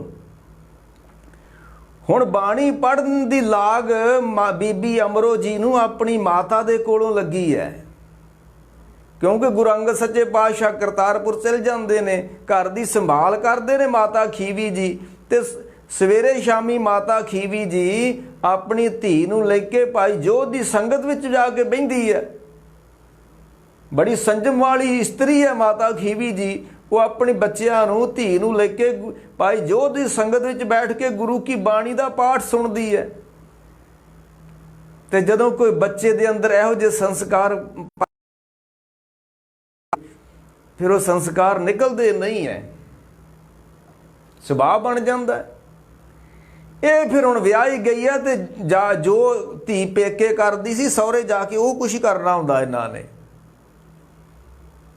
ਜੇ ਇੱਥੇ ਬਾਪ ਦੀ ਪੱਗ ਦਾ ਖਿਆਲ ਨਹੀਂ ਰੱਖਿਆ ਪੇਕੇ ਬੈਕੇ, ਤੇ ਹੁਣ ਸਹੁਰੇ ਜਾ ਕੇ ਵੀ ਆਪਣੇ ਸਹੁਰੇ ਦੀ, ਇਹ ਹੋ ਰਿਹਾ ਸਮਾਜ ਉੱਤੇ। ਉਹ ਫਿਰ ਬੀਬੀ ਅੰਮ੍ਰਿਤ ਵੇਲੇ ਉੱਠਦੀ, ਕਿਉਂਕਿ ਉਹ ਇੱਧਰ ਮਾਤਾ ਖੀਵੀ ਜੀ ਅੰਮ੍ਰਿਤ ਵੇਲੇ ਉੱਠਦੇ ਸਨ, ਸੰਗਤ ਵਿੱਚ ਜਾਂਦੇ ਸਨ। ਗੁਰੂ ਕਾ ਹੁਕਮ ਹੈ ਅੰਮ੍ਰਿਤ ਵੇਲੇ ਉੱਠਣਾ ਤੇ ਬਾਣੀ ਪੜ੍ਹਨਾ, ਸੰਗਤ ਵਿੱਚ ਜਾਣਾ। ਭਾਈ ਗੁਰਦਾਸ ਨੇ ਲਿਖਿਆ ਕਿ ਗੁਰਸਿੱਖ ਭਲਕੇ ਉੱਠ ਕੇ ਅੰਮ੍ਰਿਤ ਵੇਲੇ ਸਰਨ ਵੰਦਾ, ਗੁਰ ਕੇ ਬਚਨ ਉਚਾਰ ਕੇ ਧਰਮਸਾਲ ਕੀ ਸੁਰਤ ਕਰਨ ਦਾ। ਧਰਮਸ਼ਾਲਾ ਵਿੱਚ ਜਾਣਾ, ਸਾਰ ਸੰਗਤ ਵਿੱਚ ਜਾਏ ਕੇ ਗੁਰਬਾਣੀ ਦੇ ਪ੍ਰੀਤ ਸੁਣਨ ਦਾ, ਸ਼ੰਕਾ ਮਨੋਂ ਮਟਾਏ ਕੇ ਗੁਰਸਿੱਖਾਂ ਕੀ ਸੇਵ ਕਰਨ ਦਾ। ਕਿਰਤ ਬਿਰਤ ਕਰ ਧਰਮ ਦੀ ਲੈ ਪ੍ਰਸ਼ਾਦ ਆਣ ਵਰਤੰਦਾ, ਗੁਰਸਿੱਖਾਂ ਨੂੰ ਦੇ ਕੇ ਪਿੱਛੋਂ ਬਚਿਆ ਆਪ ਖਵੰਦਾ। ਇਹ ਹੁਣ ਇੱਥੋਂ ਲਾਗ ਲੱਗੀ ਮਾਤਾ ਖੀਵੀ ਜੀ ਦੇ ਕੋਲੋਂ, ਕੀ ਖੀਵੀ ਜੀ ਦੇ ਕੋਲੋਂ ਉਹਨਾਂ ਦੀ ਧੀ ਨੂੰ, ਬੀਬੀ ਅਮਰੋ ਜੀ ਨੂੰ ਅੰਮ੍ਰਿਤ ਵੇਲੇ ਉੱਠਣਾ, ਗੁਰੂ ਕੀ ਬਾਣੀ ਦਾ ਪਾਠ ਕਰਨਾ। ਇਹ ਫਿਰ ਹੁਣ ਪੇਕੇ ਸਹੁਰੇ ਚਲ ਗਈ, ਤੇ ਉੱਥੇ ਵੀ ਅੰਮ੍ਰਿਤ ਵੇਲੇ ਉੱਠਦੀ ਹੈ ਤੇ ਗੁਰੂ ਕੀ ਬਾਣੀ ਦਾ ਪਾਠ ਕਰਦੀ ਹੈ। ਤੇ ਉਦੋਂ ਉਹਦੀ ਇੱਕ ਪਰੰਪਰਾ ਹੁੰਦੀ ਸੀ ਕਿ ਅੰਮ੍ਰਿਤ ਵੇਲੇ ਮਧਾਣੀਆਂ ਵੀ ਰਿੜਕੀਆਂ ਜਾਂਦੀਆਂ ਸੀ। ਹੁਣ ਤੇ ਕੋਈ ਮਧਾਣੀਆਂ ਘਰਾਂ 'ਚ ਹੈ ਹੀ ਨਹੀਂ, ਰਿੜਕਣੀਆਂ ਹੁਣ ਕਿੰਨੇ ਹੈ, ਹੁਣ ਤੇ ਬਸ ਫੋਨ ਹੀ ਹੱਥਾਂ 'ਚ ਰਹਿ ਗਿਆ। ਹੋਰ ਤੇ ਕੱਲ ਵੀ ਕੋਈ ਮਹਾਂਪੁਰਖ ਕਹਿ ਰਿਹਾ ਸੀ, ਕਦੀ ਸਾਡੇ ਹੱਥਾਂ ਵਿੱਚ ਮਾਲਾ ਹੁੰਦੀ ਸੀ, ਹੁਣ ਮੋਬਾਈਲ ਆ ਗਿਆ। ਉਧਰ ਮੰਮੇ ਨੂੰ ਕੰਨਾਂ ਤੇ ਲੱਲਾ ਮਾਲਾ, ਇੱਧਰ ਵੀ ਮੰਮੇ ਤੋਂ ਸ਼ੁਰੂ ਹੁੰਦਾ ਮੋਬਾਈਲ। ਹੁਣ ਸਭ ਕੁਝ ਇਹੋ ਰਹਿ ਗਿਆ, ਮੋਬਾਈਲ ਹੀ ਮੋਬਾਈਲ। ਮਧਾਣੀਆਂ ਵੀ ਮੁੱਕ ਗਈਆਂ, ਜਿਹਦੇ ਵਿੱਚ ਕੁੱਟਿਆ ਜਾਂਦਾ ਸੀ ਕੁਛ, ਤੇ ਰੋਗਾਂ ਦੇ ਨਾਲ ਸਰੀਰ ਭਰ ਕੇ ਖਾ ਲੈਣਾ, ਸੌ ਲੈਣਾ, ਖਾ ਲੈਣਾ, ਸੌ ਲੈਣਾ। ਸਰੀਰ ਨੂੰ ਕੋਈ ਮੁੜਕਾ ਨਹੀਂ ਆਉਣ ਦੇਣਾ, ਕੋਈ ਭਾਰਾ ਕੰਮ ਨਹੀਂ ਕਰਨਾ, ਕੋਈ ਭਾਰਾ ਕੰਮ ਕਰੇ ਨਾੜੀਆਂ ਖੁੱਲ੍ਹਣ। ਹੁਣ ਜਦੋਂ ਸਵੇਰੇ ਉੱਠ ਕੇ ਉਹ ਬੀਬੀਆਂ ਮਧਾਣੀ ਪਾਉਂਦੀਆਂ ਸੀ ਇਸ ਤਰ੍ਹਾਂ, ਤੇ ਸਾਰਾ ਯੋਗਾ ਅਭਿਆਸ ਹੋ ਜਾਂਦਾ ਹੈ। ਔਰ ਬਾਬੇ ਰਾਮਦੇਵ ਵਰਗਿਆਂ ਦੀ ਵਿਹਲੜਾਂ ਦੀ ਲੋੜ ਨਹੀਂ ਸੀ ਉਦੋਂ ਧਰਤੀ ਉੱਤੇ। ਇਹ ਜਿਹੜੇ ਬਾਬੇ ਨਾਮਦੇਵ ਦੇ ਕੋਲ ਇਕੱਠੇ ਹੋਏ ਲੋਕ ਨੇ, ਇਹ ਵਿਹਲੜ ਲੋਕ ਨੇ, ਕੰਮ ਨਹੀਂ ਕਰਦੇ। ਜੇ ਕੰਮ ਕਰਨ ਦੇ ਯੋਗਾ ਕਰਨ ਦੀ ਲੋੜ ਹੀ ਕੋਈ ਨਹੀਂ ਆ। ਸਵੇਰੇ ਉੱਠ ਕੇ ਮਧਾਣੀ ਚਲਾਉਂਦੀਆਂ ਸੀ ਬੀਬੀਆਂ, ਤੇ ਸਾਰਾ ਯੋਗਾ ਹੋ ਜਾਂਦਾ, ਕੋਈ ਲੋੜ ਨਹੀਂ ਸੀ ਪੈਂਦੀ ਕਰਨ ਦੀ। ਚੱਕੀ ਪੀਣੀ ਯੋਗਾ ਆਪੇ ਹੋ ਗਿਆ। ਤੇ ਹੁਣ ਬਾਬੇ ਰਾਮਦੇਵ ਵਰਗੇ ਦੀ ਲੋੜ ਹੀ ਕੋਈ ਨਹੀਂ ਸੀ ਉਸ ਸਮੇਂ। ਇਹ ਜਿਹੜੇ ਇਕੱਠੇ ਕਰਕੇ ਬਹਿ ਗਏ, ਇਹ ਵਿਹਲੜ ਨੇ, ਖਾਂਦੇ ਉਹ ਕਰਦੇ ਹੀ ਨਹੀਂ। ਤਾਂ ਹੀ ਇਹਨੂੰ ਬਾਬੇ ਨਾਮਦੇਵ ਦੇ ਮਗਰ ਲੱਗਣ ਦੀ ਲੋੜ ਪੈ ਗਈ ਲੋਕਾਂ ਨੂੰ। ਉਹ ਬੀਬੀ ਫਿਰ ਬੀਬੀ ਅਮਰੋ ਜੀ ਅੰਮ੍ਰਿਤ ਵੇਲੇ ਉੱਠ ਕੇ ਗੁਰੂ ਕੀ ਬਾਣੀ ਦਾ ਪਾਠ ਕਰਦੀ, ਨਾਲ ਦੁੱਧ ਰਿੜਕੇ ਜਾਂਦੇ ਸੀ। ਤੇ ਗੁਰੂ ਅਮਰਦਾਸ ਸੱਚੇ ਪਾਤਸ਼ਾਹ ਜੋ ਉਹਨਾਂ ਦੇ ਵੱਡੇ ਵਡੇਰਿਆਂ ਤੋਂ ਪਰੰਪਰਾ ਸੀ, ਕਰਮ ਕਾਂਡ ਕਰਦੇ ਸੀ, ਤੀਰਥਾਂ ਤੇ ਜਾਣਾ, ਦਾਨ ਪੁੰਨ ਕਰਨਾ, ਉਹ ਵੀ ਕੋਠੇ ਉੱਤੇ ਬੈਠ ਕੇ ਬਾਣੀ ਸੁਣਦੇ ਨੇ।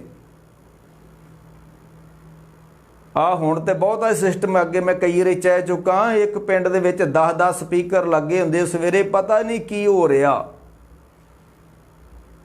ਕੋਈ ਸਿਆਣਾ ਹੀ ਨਹੀਂ ਬੰਦਾ ਪਿੰਡ ਵਿੱਚ ਰਿਹਾ ਵੀ ਇੱਕ ਸਪੀਕਰ ਲਾ ਲਓ। ਪਿੰਡ ਵਿੱਚ 5-5 ਗੁਰਦੁਆਰੇ ਤੇ 10-10 ਸਪੀਕਰ, ਪਤਾ ਹੀ ਨਹੀਂ ਕੀ ਹੋ ਰਿਹਾ ਹੁੰਦਾ ਅੰਮ੍ਰਿਤ ਵੇਲੇ। ਦਵਾਈ ਰੱਬ ਦੀ। ਉਹ ਬੀਬੀ ਅਮਰੋ ਜੀ ਬਾਣੀ ਪੜ੍ਹਦੇ ਨੇ, ਤੇ ਗੁਰੂ ਅਮਰਦਾਸ ਉਹਨਾਂ ਦੇ ਜੋ ਦੇ ਸਨ, ਗੁਰੂ ਕੀ ਬਾਣੀ ਸੁਣਦੇ ਨੇ ਕੋਠੇ ਉੱਤੇ। ਗਰਮੀਆਂ 'ਚ ਕੋਠਿਆਂ ਉੱਤੇ ਲੋਕੀ ਸੁੱਤੇ ਹੁੰਦੇ ਸੀ। ਤੇ ਇੱਕ ਦਿਨ ਬੀਬੀ ਅਮਰੋ ਜੀ ਸ਼ਬਦ ਪੜ੍ਹ ਰਹੇ ਨੇ, ਕਰਨੀ ਕਾਗਦ ਮਨ ਪਰ ਮਨ ਮਸਵਾਣੀ। ਸ਼ਾਂਤ ਹੁੰਦਾ ਸੀ ਮਾਹੌਲ, ਰੌਲਾ ਨਹੀਂ ਸੀ ਧਰਤੀ ਤੇ। ਹੁਣ ਤੇ ਰੌਲਾ ਹੀ ਬੜਾ ਪੈ ਗਿਆ, ਤੇ ਆਵਾਜ਼ ਬੜੀ ਦੂਰ ਤੱਕ ਜਾਂਦੀ ਸ਼ਾਂਤ ਮਾਹੌਲ ਦੇ ਵਿੱਚ। ਜਿਸ ਤਰ੍ਹਾਂ ਗੁਰੂ ਗੋਬਿੰਦ ਸਿੰਘ ਨੇ ਤਾੜੀ ਮਾਰ ਕੇ ਰੁੱਖ ਉੱਤੇ ਉੱਚੇ ਥਾਂ ਖਲੋ ਕੇ ਤਾੜੀ ਮਾਰ ਕੇ ਸਿੰਘਾਂ ਨੂੰ ਸੱਦ ਲਿਆ ਨਾ ਵੀ ਇੱਥੇ ਆ ਜਾਓ, ਮੈਂ ਇੱਥੇ ਖਲੋਤਾ। ਪਹਿਲੋਂ ਇਸ਼ਾਰਾ ਹੋਇਆ ਸੀ ਵੀ ਅਸੀਂ ਅੱਗੇ ਜਾ ਕੇ ਤਾੜੀ ਮਾਰਾਂਗੇ ਤੇ ਸਾਡੀ ਤਾੜੀ ਦੀ ਆਵਾਜ਼ ਤੇ ਤੁਸੀਂ ਆ ਜਾਣਾ। ਜਿਹੜੇ ਬਾਕੀ ਵੀ 2-3 ਸਿੰਘ ਗੜੀ ਵਿੱਚੋਂ ਨਿਕਲੇ ਸਨ। ਉਹ ਬੀਬੀ ਅਮਰੋ ਜੀ ਬਾਣੀ ਪੜ੍ਹ ਰਹੇ ਨੇ ਅੰਮ੍ਰਿਤ ਵੇਲੇ। ਮਨ ਮਸਵਾਣੀ ਬੁਰਾ ਭਲਾ ਦੋਏ ਲੇਖ ਪਏ, ਜੋ ਜੋ ਕਿਰਤ ਚਲਾਏ ਤਿਉ ਚੱਲੀਐ, ਤਿਉ ਗੁਣ ਨਾਹੀ ਅੰਤ ਹਰੇ। ਇਹ ਮਾਰੂ ਮਹੱਲਾ ਪਹਿਲਾ ਗੁਰੂ ਨਾਨਕ ਸਾਹਿਬ ਦਾ ਸ਼ਬਦ ਦੀ ਤੁਕ ਹੈ। ਕਰਨੀ ਕਾਗਦ ਮਨ ਮਸਵਾਣੀ, ਬੁਰਾ ਭਲਾ ਦੋਏ ਲੇਖ ਪਏ। ਤੇ ਰਾਵ ਦੀ ਤੋਕਾ, ਚਿਤ ਚੇਤ ਸਕੀ ਨਹੀਂ ਬਾਵਰਿਆ। ਉਹ ਬਾਵਰਿਆ, ਉਹ ਚੱਲਿਆ, ਉਹ ਪਾਗਲਾ, ਤੂੰ ਰੱਬ ਨੂੰ ਨਹੀਂ ਚੇਤੇ ਕਰਦਾ।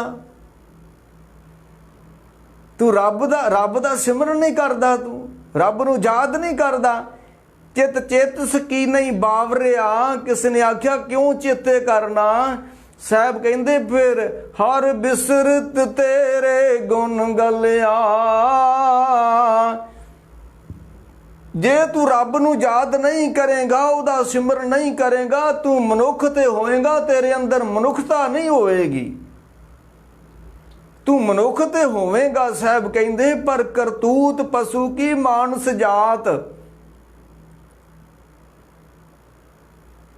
ਤੇ ਮਾਰ ਕਹਿੰਦੇ ਜੇ ਤੂੰ ਯਾਦ ਨਹੀਂ ਕਰੇਗਾ, ਰੱਬ ਨੂੰ ਸਿਮਰਨ ਨਹੀਂ ਕਰੇਗਾ, ਫਿਰ ਕੀ ਹੋਏਗਾ? ਜਿੰਨੇ ਮਨੁੱਖੀ ਗੁਣ ਨੇ ਨਾ, ਚਿਤ ਚੇਤ ਸਕੀ ਨਹੀਂ ਬਾਵਰਿਆ, ਹਰ ਬਿਸਰਤ ਤੇਰੇ ਗੁਣ ਗਲਿਆ। ਤੇਰੇ ਗੁਣ ਸੀ ਸਹਿਜ, ਧੀਰਜ, ਸਬਰ, ਸੰਤੋਖ, ਉਹ ਸਭ ਖਤਮ ਹੋ ਜਾਣਗੇ।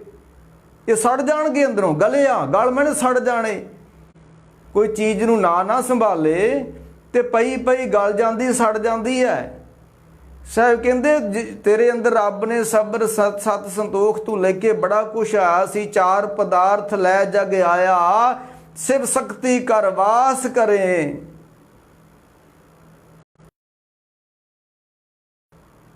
ਤੇਰਾ ਸੰਤੋਖ ਕਿੱਥੇ ਆ? ਤੇਰਾ ਸਹਿਜ ਕਿੱਥੇ ਆ? तेरी धीरज कित्थे आ, तेरी दया कित्थे आ? ये गल गए ने। ये क्यों गल गए ने? तू रब दा नाम नहीं संभालिया। ये रब दे नाम ना संभाल के रखने सी ये सत संतोख। वो जिहड़ा गुरु अमरदास महाराज दा बचन आउंदा है कि सस्से संजम गयो मूड़े तेरा, एक दान को तुद कथाओं लिया। ये साडे जिहड़े फेरे कराउंदे आ ना धीआं दे, अज वो विशा चलन दिया। गुरु अमरदास दे कोल कोई वो बंदा आ गया जिहड़ा बेदी दिवाले लावां फेरे कराउंदा सी, ते साहब उहनूं कहण लगे तेरा ते जन्म भ्रष्ट हो गया, तू तां धी दा पैसा खा लिया। जदों फिर बंदा हरि नूं याद नहीं ना करदा ते संजम खत्म हो जाता जिंदगी विचों, सहज खत्म हो जाता है, सबर संतोख खत्म हो जाता है। सस्से संजम गयो मूड़े तेरा, एक दान कुद थाए कुथाऊं लिया। होर तू जिथों मर्जी दान ले लैनो, पर तू धी दे लावां फेरे कराउण वाले भी वेले भी तू पैसे लै। ये गुरु की बाणी पढ़न वाले साडे रागी पाठी वो ये बाणी गुरु अमरदास दी नहीं पढ़ते, भी लावां फेरियां दे भी पैसे ले जाते ने। गुरु गोबिंद सिंह महाराज दा बचन सी कि धी दा पैसा नहीं लेना। ते गुरु अमरदास कहंदे ने जदों बंदा बेसंजमी हो जाता है, सस्से संजम गयो मूड़े तेरा, एक दान कुद तुद कथाऊं लिया। सा पुत्री जजमान की, जेड़ी जजमान दी तू धी दे फेरे कराए आ ते पैसे लए आ, जिन्हों आसा दी वार कने लै पहाड़ करे वे आ, तू पहाड़ा लेना फेरे कराउण दा। धी दे फेरे कराउणे, लावां फेरे कराउणे ते रागी पैसे लैण, ग्रंथी पैसे लवे, लावां फेरियां दे पैसे लवे। फिर कहंदे रागी नूं खप्पड़ नहीं मिलिया, रागी नूं ये जगह भी नहीं मिली फूकण वास्ते। जदों धी दा ही पैसा कोई खाई जाए सारी जिंदगी, फिर खप्पड़ कित्थों मिलने आ? कित्थों मिलने खप्पड़ फिर इन्हां नूं? आ पिछे जे असीं इत्थे गए बटाले, एक गुरुद्वारा रोड ते गुरु बहादुर कलोनी आ, उत्थे उन्हां ने उत्ते गुरुद्वारा थल्ले बनाया हाल जिहा, विआह भी हुंदे उत्थे। वो निज्जर पिया हस्पताल के पिछले पासे। वो 4000 रुपया पहलों कहते जमा कराओ फेरे कराने ते कुड़ी धी वालियां वालों 4000 की रसीद पहलों कटाई जाती गुरुद्वारे। फिर कहते गरीब गुरुद्वारे नहीं आते। की लेना गुरुद्वारे गरीब ने आन के? तुसी कमीनिया लोगों ने कब्जे कर ले, गरीब नूं ते थां नहीं छड्डी तुसां बहण वास्ते गुरुद्वारे। 4000 की धी वाले रसीद कटाउंदे आ, ते जदों लावां फेरे हुंदे आ, फिर लड़के वालियां नूं रागी सिंह कहंदे 1100 रुपया साडी भेटा दे दो, असीं एक शब्द पढ़िया, ते 500 रुपया इत्थे रमाला भेटा रख दिओ, ते 500 पाठी दा ते 1100 रागियां दा। धी दे फेरे कराउणे आ। साहब कहंदे हो तुहाडा ते जन्म भ्रष्ट हो गया, तुसी लावां फेरियां दे पैसे लैंदे हो। तुसी जिस गुरु की हजूरी च बैठ के तुसी कह रहे हो कि 500 रुपया उत्ते भेटा भी रख दो रमालियां ते 500 भेटा पाठी दी भेटा ते 1100 रुपया रागी दा रख दिओ, ये तुहाडा जन्म भ्रष्ट नहीं हो गया? सा पुत्री जजमान की सा तेरी, एत धन खादे तेरा जन्म गया। साहब कहते जिस धी दे तू फेरे कराउंदियां ते पैसे लैंदियां, तेरे घर धी नहीं है, तेरे घर तेरी भैन नहीं है जिहदे तू फेरे कराउणे। तैनूं शर्म नहीं आई धी दे लावां फेरियां दे पैसे लैंदियां होया? ये समाज भ्रष्ट हो गया। फिर कहंदे रागी साडे पिछे मैनूं कहा मेरा तो बड़ा चित उदास हो गया, एडा वड्डा रागी मर गया। मैं तो गुरु की निगाह च पहलों ही मर चुके ने, तो तुसीं काहदा अफसोस करदे हो? अफसोस तो करो मरे दा, जिहड़े पहलों ही मर चुके ने, धीआं दे पैसे लै लै के लावां फेरियां दे, ये तो पहलों ही मर चुके, तो तुसीं अफसोस काहदा करदे हो मरन दा इन्हां दा? ना ना ना, साहब गुरु अमरदास कहंदे सा पुत्री तेरी ना साई पुत्री जजमान की, जिस धी दे तू फेरे कराउण ਮੰਗਦਾ, ਤੇਰੀ ਧੀ ਨਹੀਂ ਆ। ਇਹ ਧਨ ਖਾਦੇ, ਤੂੰ ਧੀ ਦਾ ਪੈਸਾ ਲੈ ਕੇ ਖਾ ਲਿਆ ਨਾ, ਇਹ ਧਨ ਖਾਦੇ ਤੇਰਾ ਜਨਮ ਗਿਆ, ਭ੍ਰਸ਼ਟ ਹੋ ਗਿਆ, ਤੂੰ ਮਰ ਚੁੱਕਾ ਹੈ। ਇਹ ਗੁਰੂ ਦੀ ਨਿਗਾਹ 'ਚ ਚੁੱਕੇ ਨੇ, ਜਿਹੜੇ ਲੋਕਾਂ ਦੀ ਨਿਗਾਹ 'ਚ ਹੁਣ ਮਰੇ ਨੇ, ਪਹਿਲਾਂ ਹੀ ਮਰ ਚੁੱਕੇ ਨੇ ਗੁਰੂ ਦੀ ਨਿਗਾਹ 'ਚ।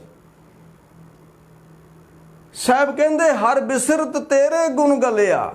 ਬੀਬੀ ਅਮਰੋ ਜੀ ਸ਼ਬਦ ਪੜ ਰਹੀ ਹੈ। ਇਹ ਬੜੀ ਦੁਖਾਂਤ ਵਾਲੀ ਗੱਲ ਆ, ਕੋਈ ਕਹਿੰਦਾ ਨਹੀਂਗਾ ਡਰਦਾ।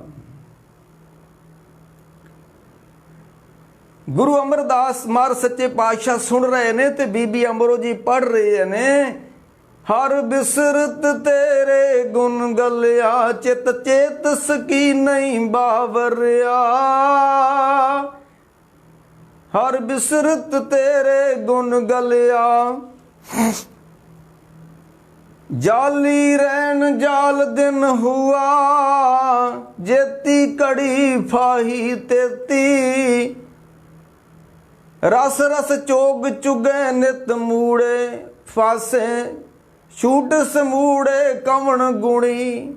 ਇਹ ਗੁਰੂ ਅਮਰਦਾਸ ਸੁਣ ਰਹੇ ਨੇ ਤੇ ਬੀਬੀ ਅਮਰੋ ਜੀ ਬੜੇ ਪਿਆਰ ਨਾਲ ਪੜ ਰਹੇ ਨੇ ਅੰਮ੍ਰਿਤ ਵੇਲੇ। ਪਤਾ ਖੀਵੀ ਜੀ ਦੀ ਆ, ਧੀ ਕਿਹਦੀ ਆ? ਗੁਰੂ ਅੰਗਦ ਦੇਵ ਜੀ ਦੀ। ਗੁਰੂ ਅੰਗਦ ਸਾਹਿਬ ਦੀ ਧੀ ਹੋਵੇ, ਗੁਰੂ ਨਾਨਕ ਸਾਹਿਬ ਦੀ ਬਾਣੀ ਨਾ ਪੜ੍ਹਦੀ ਹੋਵੇ, ਕਿਵੇਂ ਹੋ ਸਕਦਾ ਹੈ? ਅਗਲੀ ਤੁਕ ਸੀ, ਕਾਇਆ ਯਾਰਨ ਮਨ ਵਿੱਚ ਲੋਆ, ਪੰਚ ਅਗਨ ਤਿਤ ਲਾਗ ਰਹੀ। ਆ ਸਰੀਰ ਸਾਡਾ ਇੱਕ ਭੱਠੀ ਆ, ਇਹਦੇ ਵਿੱਚ ਮਨ ਵਾ। ਕਾਇਆ ਆਰਨ ਮਨ ਵਿੱਚ ਲੋਹਾ। ਹਾਲਾਂਕਿ ਮਨ ਕੋਈ ਲੋਹਾ ਨਹੀਂ ਆ, ਪਰ ਇੱਕ ਉਦਾਹਰਨ ਦੇ ਰਹੇ ਨੇ ਜਿਹੜੀ ਸਾਡੇ ਸਮਝਾਉਣ ਵਾਸਤੇ ਕਿਸੇ ਵੀ ਉਦਾਹਰਨ ਨੂੰ ਲਿਆ ਜਾ ਸਕਦਾ ਹੈ। ਜੈਸੇ ਬਿਖੇ ਹੇਤ ਪਰ ਨਾਰੀ, ਤੈਸੇ ਨਾਮੇ ਪ੍ਰੀਤ ਮੁਰਾਰੀ। ਉਹ ਫਿਰ ਮਾਰੇ ਜਦੋਂ ਪੜ ਰਹੀ ਬੀਬੀ ਅਮਰੋ ਜੀ, ਕਾਇਆ ਆਰਨ ਮਨ ਵਿੱਚ ਲੋਆ, ਪੰਚ ਅਗਨ ਤਿਤ ਲਾਗ ਰਹੀ। ਇਹ ਸਰੀਰ ਸਾਡਾ ਇੱਕ ਭੱਠੀ ਆ, ਮਨ ਇੱਕ ਲੋਹੇ ਦਾ ਟੁਕੜਾ ਪਿਆ ਹੈ ਭੱਠੀ ਦੇ ਵਿੱਚ, ਤੇ ਪੰਜ ਅਗਨ ਇਹਨੂੰ ਕਦੀ ਕਾਮ ਤਪਾ ਦਿੰਦਾ ਹੈ, ਕਦੀ ਕ੍ਰੋਧ ਤਪਾ ਦਿੰਦਾ ਹੈ। ਪੰਚ ਅਗਨ ਤਿਤ ਲਾਗ ਰਹੀ, ਕੋਲੇ ਪਾਪ ਪਵੇ ਤਿਸ ਉੱਤੇ, ਮਨ ਜਲਿਆ ਸੰਨੀ ਚਿੰਤ ਪਈ। ਇਹ ਪਾਪਾਂ ਦੇ ਕੋਲੇ ਪੈ ਕੇ ਤੇ ਕਾਮ ਤੇ ਕ੍ਰੋਧ ਦੀ ਅਗਨੀ ਨੇ ਇਸ ਮਨ ਰੂਪੀ ਟੁਕੜੇ ਨੂੰ ਗਾਲ ਕੇ ਰੱਖ ਦਿੱਤਾ। ਹਰ ਬਿਸਰਤ ਤੇਰੇ ਗੁਣ ਗਲਿਆ, ਇਹ ਸੜ ਚੁੱਕਾ ਮਨ। ਤੇ ਗੁਰੂ ਅਮਰਦਾਸ ਸੁਣਦੇ ਜਾ ਰਹੇ ਨੇ ਤੇ ਇੱਕ ਅੰਦਰ ਸੱਟ ਵੀ ਵੱਜਦੀ ਜਾ ਰਹੀ ਹੈ ਤੇ ਨਾਲ ਠੰਡ ਪੈਂਦੀ ਜਾ ਰਹੀ ਹੈ। ਅੰਤਰ ਪਿਆਸ ਉੱਠੀ ਗੁਰ ਕੇਰੀ, ਪ੍ਰਭ ਕੇਰੀ ਸੁਣ ਗੁਰ ਬਚਨ ਮਨ ਪੀਰ ਲਗਈਆ। ਮਨ ਕੀ ਬਿਰਥਾ ਮਨ ਹੀ ਜਾਣੇ, ਅਵਰ ਕੇ ਜਾਣੇ ਕੋ ਪੀਰ ਪਰਈਆ। ਇਹ ਸ਼ਬਦ ਸਾਰਿਆਂ ਨੂੰ ਚੋਟ ਨਹੀਂ ਮਾਰਦਾ, ਸਾਰੇ ਅੰਦਰ ਬਿਰਵਾ ਨਹੀਂ ਪੈਦਾ ਕਰਦਾ, ਕਿਸੇ ਭਾਗਾਂ ਵਾਲਿਆਂ ਦੇ ਅੰਦਰ ਹੀ ਸੱਟ ਵੱਜਦੀ ਆ। ਚੋਟ ਸਹੇਲੇ ਸ਼ਬਦ ਕੀ, ਤਾਸ ਗੁਰੂ ਮੈਂ ਦਾਸ। ਇਹ ਸ਼ਬਦ ਸਾਡੇ ਕੰਨਾਂ ਲਾਗੇ ਨਹੀਂ ਆਉਂਦਾ ਤੇ ਚੋਟ ਨੇ ਅੰਦਰ ਜਾ ਕੇ ਕਿੱਥੋਂ ਮਾਰਨੀ ਹੈ? ਜੀ ਨਹੀਂ ਕਰਦਾ ਸ਼ਬਦ ਸੁਣਨ ਨੂੰ। ਚੋਟ ਉਹਦੇ ਅੰਦਰ ਜਾ ਕੇ ਸ਼ਬਦ ਕਰਦਾ ਜਿਹਦਾ ਅੰਦਰ ਕੋਈ ਹਿਰਦਾ ਸੁੱਧ ਹੋਇਆ ਹੋਵੇ। ਮੀਰਾਂ ਦਾ ਹਿਰਦਾ ਬਰਾਗੀ ਸੀ, ਉਹਨੂੰ ਸ਼ਬਦ ਚੋਟ ਮਾਰਦਾ। ਗੁਰੂ ਅੰਗਦ ਸਾਹਿਬ ਦਾ ਬਰਾਗੀ ਹਿਰਦਾ ਸੀ, ਬਾਬੇ ਨਾਨਕ ਦੀਆਂ ਗੱਲਾਂ ਉਹਨਾਂ ਨੂੰ ਚੋਟ ਕਰਦੀਆਂ ਸਨ। ਗੁਰੂ ਅਮਰਦਾਸ ਜੀ ਦਾ ਹਿਰਦਾ ਬੈਰਾਗੀ ਹਿਰਦਾ ਹੈ। ਬੀਬੀ ਅਮਰੋ ਜੀ ਪੜ ਰਹੇ ਨੇ ਤੇ ਚੋਟ ਕਰ ਰਿਹਾ ਸ਼ਬਦ ਦੇ ਅੰਦਰ, ਸੱਟ ਮਾਰ ਰਿਹਾ ਹੈ। ਉਹ ਮੈਂ ਸੁਣ ਰਿਹਾ ਸੀ, ਤੁਸੀਂ ਇੱਕ ਇਤਿਹਾਸਕ ਸਾਖੀ ਸੁਣਦੇ ਹੋਣੇ ਆ। ਇੱਕ ਸ਼੍ਰੀ ਰਾਮ ਚੰਦਰ ਜੀ ਦੀ ਇੱਕ ਭਗਤਨੀ ਹੋਈ ਆ ਭੀਲਣੀ, ਉਹਦਾ ਨਾਂ ਸਬਰੀ ਵੀ ਕੋਈ ਲੈਂਦਾ ਵਾ ਤੇ ਉਹਨੂੰ ਕੋਈ ਭੀਲਣੀ ਵੀ ਕਹਿੰਦਾ। ਇਹਦਾ ਹਿਰਦਾ ਬਰਾਗੀ ਸੀ। ਇਹ ਜਦੋਂ ਵਿਆਹਣ ਯੋਗ ਹੋਈ ਨਾ ਸਬਰੀ, ਉੱਦਾਂ ਦੇ ਕਹਿੰਦੇ ਵੀ ਸਬਰੀ ਇਸ ਕਰਕੇ ਕਹਿੰਦੇ ਇਹਨਾਂ ਦੀ ਅੰਸ ਬੰਸ ਜਿਹੜੀ ਸੀ ਸੂਰ ਖਾਂਦੇ ਸੀ ਤਾਂ ਇਹਨਾਂ ਨੂੰ ਸਬਰੀ ਕਹਿੰਦੇ ਸੀ। ਮੈਨੂੰ ਹੁਣ ਇਹਦਾ ਪਤਾ ਨਹੀਂ ਇਹਦਾ ਬਹੁਤਾ। ਜੋ ਇਹ ਜਦੋਂ ਜਵਾਨ ਹੋਈ ਨਾ, ਇਹਦਾ ਵਿਆਹ ਰੱਖਿਆ ਗਿਆ। ਅੱਜ ਸਾਡਾ ਵਿਸ਼ਾ ਬੀਬੀ ਅਮਰੋ ਜੀ ਦਾ ਵਿਆਹ। ਤੇ ਇਹ ਵਿਆਹ ਸਾਡੇ ਕਿੱਦਾਂ ਦੇ ਹੋ ਰਹੇ ਨੇ, ਬਾਬੇ ਨੇ ਉਹ ਚਿੱਤਰ ਖਿੱਚ ਦਿੱਤਾ। पाप की जंज लै काबलों ताया, जोरी मंगे दान वे लालो। बाबर लाड़ा बन के आ गया तो लुट के लै गया हिंदुस्तान नूं। अज दे लाड़े बहुते सहुरे घर नूं लुट्टण ही जांदे ने।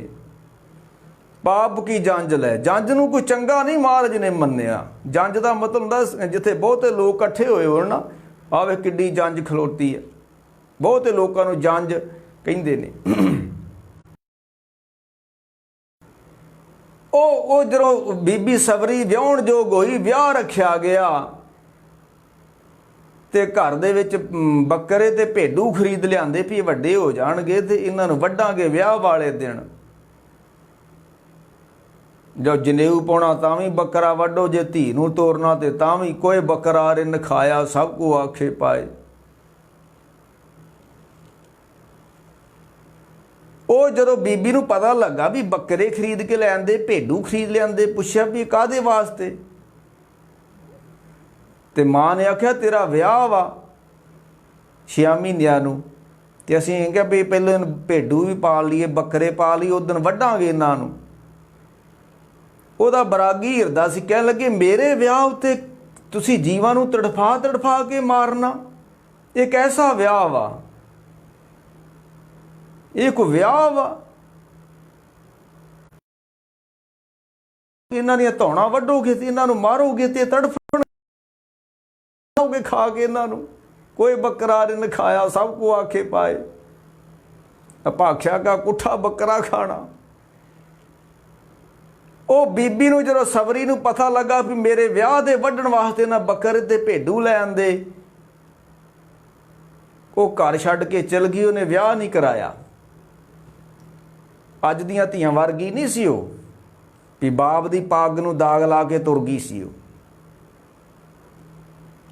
ਉਹ ਘਰ ਛੱਡ ਕੇ ਤੁਰ ਗਈ ਤੇ ਜੰਗਲ ਵਿੱਚ ਕਿਸੇ ਸਾਧੂ ਦੇ ਕੋਲ ਚਲ ਗਈ। ਉਦੋਂ ਸਾਧੂ ਵੀ ਹੁੰਦੇ, ਹੁਣ ਕੋਈ ਜਾਊਗੀ ਕੋਈ ਤੇ ਕਹਾਣੀ ਵਿਗੜ ਜਾਊਗੀ। ਹੁਣ ਭ੍ਰਸ਼ਟ ਹੋ ਗਿਆ ਸਮਾਜ, ਸਭ ਕੁਝ ਭ੍ਰਸ਼ਟ ਹੋ ਗਿਆ। ਉਹਨੇ ਆਖਿਆ ਮੇਰੀ ਖਾਤਰ ਤੁਸੀਂ ਬੱਕਰੇ, ਮੇਰੀ ਵਿਆਹ ਦੀ ਖਾਤਰ ਤੁਸੀਂ ਬੱਕਰੇ ਵੱਢੋਗੇ, ਭੇਡੂ ਵੱਢੋਗੇ? ਉਹ ਨੌਜਵਾਨ ਇਸਤਰੀ ਬੀਬੀ ਸਵਰੀ ਘਰੋਂ ਨਿਕਲ ਗਈ, ਕਹਿੰਦੀ ਮੈਂ ਵਿਆਹ ਹੀ ਨਹੀਂ ਕਰਾਉਣਾ। ਉਹ ਜੰਗਲ 'ਚ ਕੋਈ ਸਾਧੂ ਤਪ ਕਰਦਾ ਸੀ, ਉਹਦਾ ਨਾਂ ਇਤਿਹਾਸ ਨੇ ਮਤੰਗ ਰਿਸ਼ੀ ਲਿਖਿਆ ਹੈ। ਉਹਦੇ ਆਸ਼ਰਮ 'ਚ ਚਲ ਜਾਂਦੀ ਹੈ। ਉਹ ਸਾਧੂ ਸੀ। ਉਹਨੇ ਵੱਖੇ ਕੁਟੀਆ ਪਾ ਦਿੱਤੀ। ਉਹ ਸਾਰੀ ਦਿਹਾੜੀ ਆਸ਼ਰਮ ਦੀ ਸਾਂਭ ਸੰਭਾਲ ਕਰਦੀ ਆ, ਆਏ ਗਏ ਸਾਧੂਆਂ ਦੀ ਸੇਵਾ ਕਰਦੀ ਆ। ਕਿਉਂਕਿ ਛੋਟੀ ਜਾਤ ਹੋਣ ਕਰਕੇ ਉਹਨੇ ਵੱਖਰੀ ਕੁਟੀਆ ਪਾਤੀ ਸਾਧੂ ਨੇ, ਵੀ ਤੂੰ ਇੱਧਰ ਵੱਖਰੀ ਰਹੀ ਜਾ, ਆਪਣੇ ਰੱਬ ਦਾ ਨਾਮ ਜਪੀ ਜਾ। ਤੇ ਜਦੋਂ ਮਤੰਗ ਰਿਸ਼ੀ ਨੇ ਕੋਈ ਬਚਨ ਸਾਂਝੇ ਕਰਨੇ, ਉਹ ਬੀਬੀ ਸਵਰੀ ਨੇ ਦੂਰ ਬੈਠ ਕੇ ਸੁਣਦੇ ਰਹਿਣਾ। ਹਿਰਦੇ ਨੂੰ ਠੰਡ ਪੈਂਦੀ ਰਹਿਣੀ। ਜਿੱਦਾਂ ਬੀਬੀ ਅਮਰੋ ਜੀ ਬਾਣੀ ਪੜ੍ਹ ਰਹੇ ਨੇ ਤੇ ਗੁਰੂ ਅਮਰਦਾਸ ਦੇ ਹਿਰਦੇ ਨੂੰ ਠੰਡ ਪੈ ਰਹੀ ਹੈ। ਵਾਹ ਵਾਹ ਵਾਹ।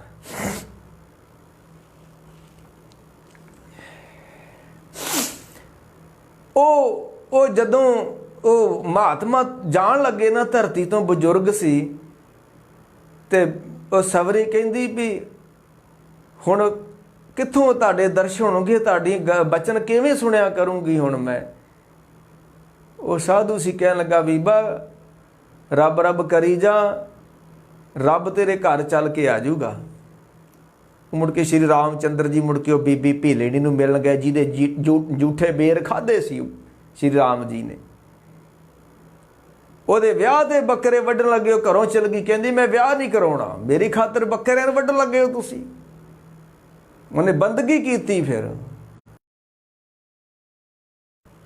ਇਹ ਬੀਬੀ ਹੁਣ ਸ਼ਬਦ ਪੜ੍ਹ ਰਹੀ ਆ, ਗੁਰੂ ਅਮਰਦਾਸ ਬੈਠ ਕੇ ਸੁਣ ਰਹੇ ਨੇ ਕਿ ਕਾਇਆ ਆਰਨ ਮਨ ਵਿੱਚ ਲੋਹਾ, ਪੰਚ ਅਗਨ ਤੇ ਤਲਾਗ ਰਹੀ, ਕੋਲੇ ਪਾਪ ਪਵੇ ਤੇ ਸੂਤਰ, ਮਨ ਹਰ ਬਿਸਰਤ ਤੇਰੇ ਗੁਣ ਗਲਿਆ। ਇਹ ਮਨ ਰੱਬ ਨੂੰ ਭੁੱਲ ਗਿਆ ਤੂੰ। ਸਾਹਿਬ ਕਹਿੰਦੇ ਇਸ ਕਰਕੇ ਭੁੱਲਣ ਕਰਕੇ ਤੇਰਾ ਸਬਰ ਸੰਤੋਖ ਸਹਿਜ ਸੀਲਤਾ ਸਭ ਕੁਝ ਖਤਮ ਹੋ ਚੁੱਕੀ ਹੈ।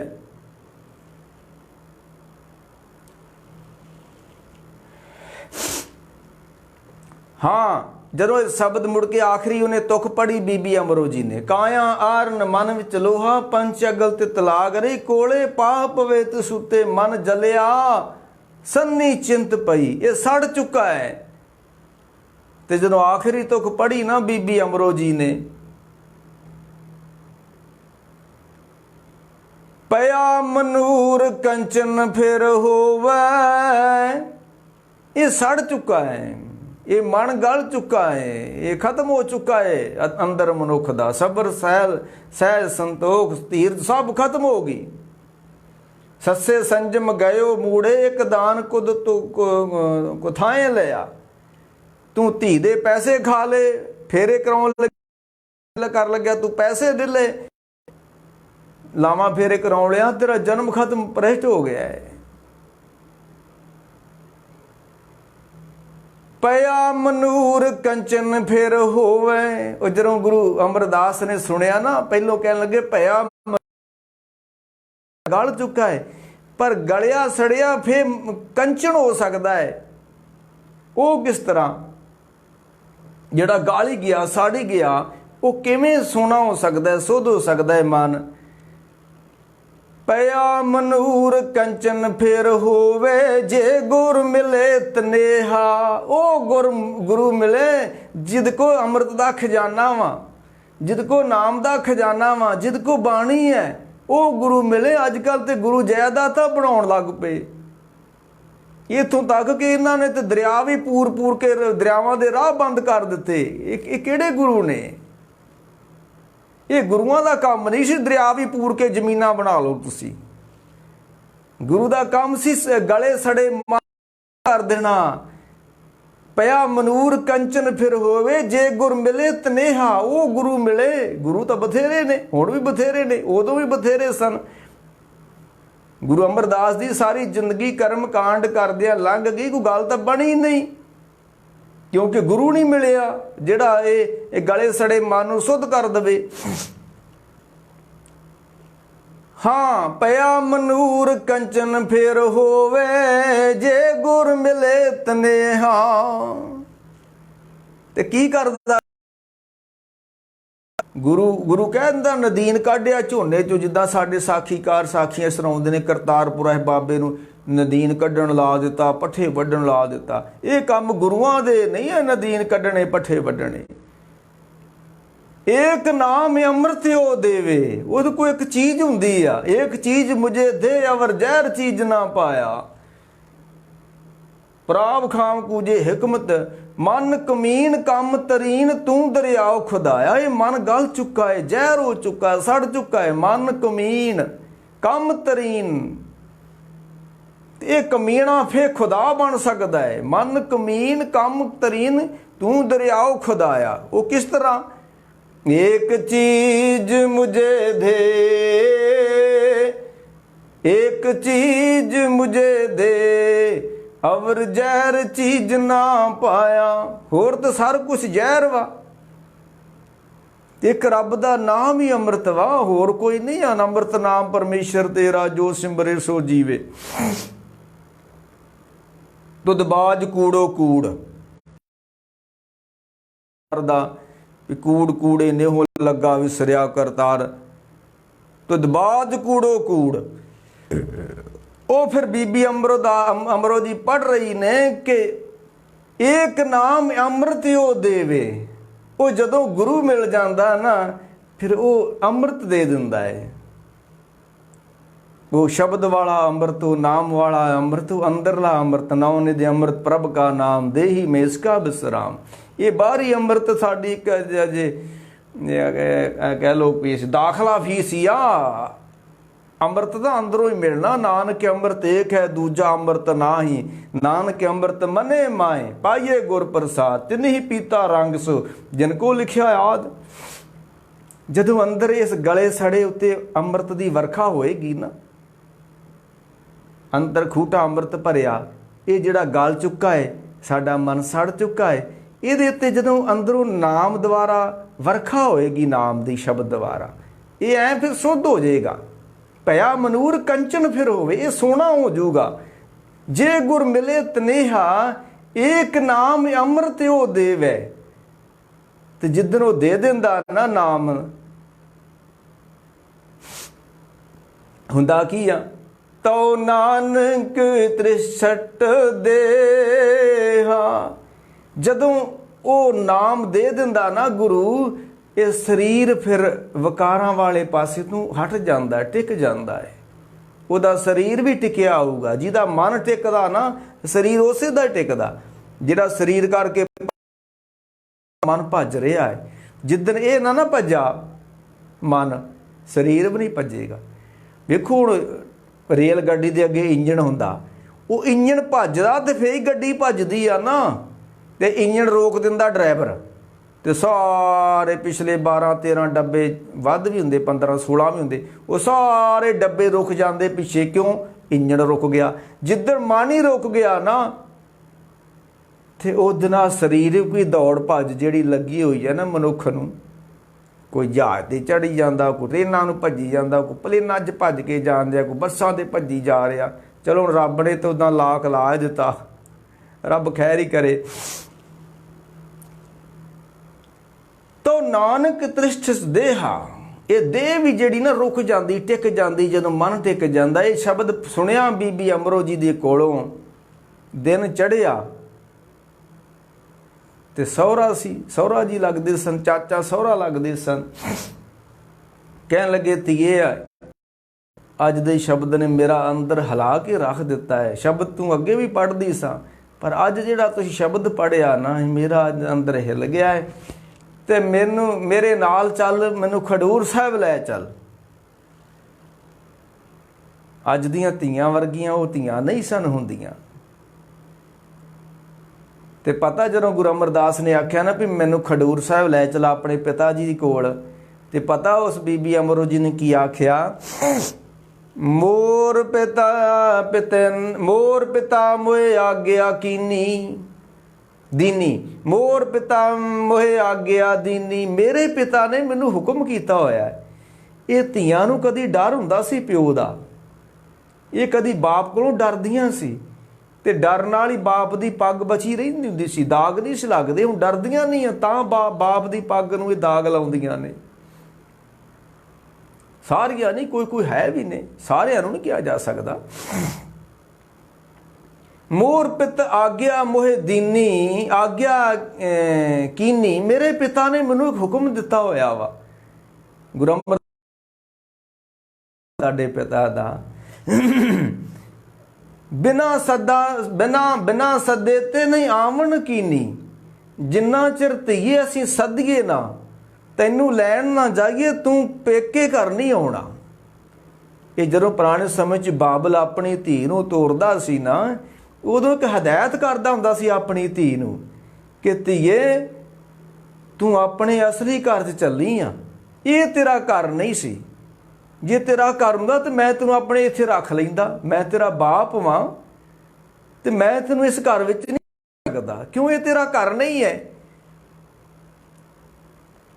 ਤੂੰ ਅੱਜ ਆਪਣੇ ਅਸਲੀ ਘਰ ਵਿੱਚ ਚੱਲੀ ਹੈ। ਅੱਜ ਤੇਰੀ ਡੋਲੀ ਇੱਥੋਂ ਉੱਠ ਚੱਲੀ ਆ, ਅਰਥੀ ਤੇਰੀ ਹੁਣ ਉੱਥੋਂ ਸਹੁਰਿਓਂ ਉੱਠਣੀ ਹੈ। ਡੋਲੀ ਇੱਥੋਂ ਉੱਠੀ ਹੈ। ਇਹ ਬਾਪ ਐਸਾ ਧੀਆਂ ਨੂੰ ਕਹਿੰਦੇ ਹੁੰਦੇ ਸਨ ਕਿ ਧੀਏ ਹੁਣ ਤੂੰ ਆਪਣੇ ਅਸਲੀ ਘਰ 'ਚ ਚੱਲੀ ਆ, ਇਹ ਤੇਰਾ ਘਰ ਨਹੀਂ ਸੀ। ਜੇ ਹੁੰਦਾ ਤਾਂ ਮੈਂ ਤੈਨੂੰ ਰੱਖ ਲੈਂਦਾ ਇੱਥੇ। ਅਸਲੀ ਮਾਂ ਬਾਪ ਕੋ ਹੁਣ ਤੂੰ ਚੱਲੀ ਆ। ਜੇ ਅਸੀਂ ਤੇਰੇ ਮਾਂ ਬਾਪ ਹੁੰਦੇ ਤੇ ਸਾਡੇ ਕੋਲ ਤੂੰ ਰਹਿਨੀ ਆ। ਹੁਣ ਸਹੁਰਾ ਤੇ ਸੱਸ ਤੇਰੀ ਅਸਲੀ ਮਾਂ ਬਾਪ ਹੈ, ਅਸਲੀ ਘਰ ਤੇਰਾ ਵਾ, ਤੇ ਤੂੰ ਉੱਥੇ ਜਾਣਾ ਹੁਣ ਆਪਣੇ ਸਹੁਰੇ ਘਰ। ਉਹ ਤੇਰਾ ਘਰ ਵਾ, ਤੂੰ ਆਪਣਾ ਘਰ ਛੱਡ ਕੇ ਨਹੀਂ ਆਉਣਾ। ਧੀ ਨੂੰ ਤੇ ਧੀਆਂ ਮੰਨਦੀਆਂ। ਹੁਣ ਦੀਆਂ ਧੀਆਂ ਮਾੜੀ ਜੀ ਗੱਲ ਹੁੰਦੀ ਤੇ ਰੁੱਸ ਕੇ ਪੇਕੇ ਆ ਜਾਂਦੀਆਂ। ਤੇ ਮਾਂ ਬਾਪ ਪਹਿਲਾਂ ਕਹਿੰਦੇ ਤੂੰ ਕੋਈ ਗੱਲ ਨਹੀਂ, ਜੇ ਤੈਨੂੰ ਮਾੜਾ ਚੰਗਾ ਕਹਿ ਰਹੇ ਤੇ ਤੂੰ ਇੱਥੇ ਆ ਜਾ। ਹੁਣ ਤੇ ਫੋਨ ਨੇ ਵੱਡੇ ਸਿਆਪੇ ਪਾਤੇ। ਮਾੜੀ ਜੀ ਕੋਈ ਘਰ 'ਚ ਗੱਲ ਹੁੰਦੀ ਆ, ਗੱਲ ਕਹਿੰਦੇ ਮੈਂ ਨਹੀਂ ਇੱਥੇ ਰਹਿਣਾ, ਚੱਲ ਤੂੰ ਆ ਜਾ। ਫਿਰ ਉਹ ਸਕੂਟਰੀ ਪਹਿਲਾਂ ਦਿੱਤੀ, ਉਹਦੀ ਦਾਜ ਸਟਾਰਟ ਕਰਕੇ ਭਜਾ ਕੇ ਆ ਜਾਂਦੀ। ਸਮਾਜ ਭ੍ਰਿਸ਼ਟ ਹੋ ਗਿਆ। ਅੱਜ ਜਿਹੜੇ ਕੁਛ ਹੋ ਰਿਹਾ, ਧੀਆਂ ਨਹੀਂ ਵਸ ਰਹੀਆਂ, ਇਹਦੇ ਪਿੱਛੇ ਧੀ ਦੀ ਮਾਂ ਦਾ ਹੱਥ ਵੱਡਾ ਹੁੰਦਾ ਹੈ। ਜੇ ਮਾਂ ਚਾਹਵੇ ਮੇਰੀ ਧੀ ਉੱਥੇ ਵਸੇ ਤੇ ਵਸ ਸਕਦੀ ਹੈ। ये मां भी नहीं वसन दिंदियां कई वारी अपनी धियां नूं। वो आखो कोई गल नहीं, दुख सुख जिंदगी च आउंदे ने, अज कोई माड़े दिन आ गए ने, कोई गल नहीं, तेरा घर आ, कल नूं बात नहीं तू इत्थे रहना। नहीं नहीं, जदों गुरु अमरदास ने आख्या मैनूं लेके जाओ, कह लगे मैनूं मेरे पिता की आग्या नहीं, मैं अपने पेके जा नहीं सकती। कह लगे कोई गल नहीं, तुसीं मेरे नाल चलो। कह लगे मेरे बाप ने मैनूं झिड़कना है। गुरु अमरदास कह लगे कोई गल नहीं, मैं माफ़ी मंग लूँ तुहाडे वास्ते। वो गुरु अमरदास नूं फिर जदों लेके बीबी आउंदी आ, गुरु अंगद साहब अपनी धी नूं वेखदे ने, गुरु अमरदास मत्था टेकदे ने, ते उन्हां दी धी ने भी मत्था टेकिया। एक बाप सी, एक पिता गुरु सी। ते गुरु अंगद जदों धी गुरु अमरदास ने सुख शांत नहीं पुछी, हालांकि बाप का फर्ज बनता। कह लगे धीए बिना सदे तो तू किवें आ गई आ। वाह वाह वाह वाह। सुख शांत नहीं पुछी धी नूं, ये हुंदा असली बाप का फर्ज। धीए तू अपने घर तो इत्थे किवें आ गई आ, तू अपना घर छड्ड के इत्थे किवें आ गई आ, क्यों आई है। नीवी पा ली धी ने, हुण की दसे धी मैं क्यों आई है। गुरु अमरदास कहन लगे मैं लेके आया इन्हां नूं, मैं तुहाडा दर्शन करना चाहुंदा सी ते मैं इन्हां नूं लेके आया। फिर गुरु अंगद सच्चे पातशाह दे कोल ओ गुरु अमरदास सच्चे पातशाह ने फिर किवें घालना घाली। आपां विचार करांगे। धन गुरु अंगद सच्चे पातशाह महाराज, जिन्हां दी धी गुरु की बाणी नाल जुड़ी, उन्हें जाके सहुरा परिवार भी जोड़ दिता। ते वो सहुरे परिवार विचों ही फिर गुरु अमरदास सच्चे पातशाह सिखां दे तीसरे गुरु बने। ये किस तरह गुरु बने।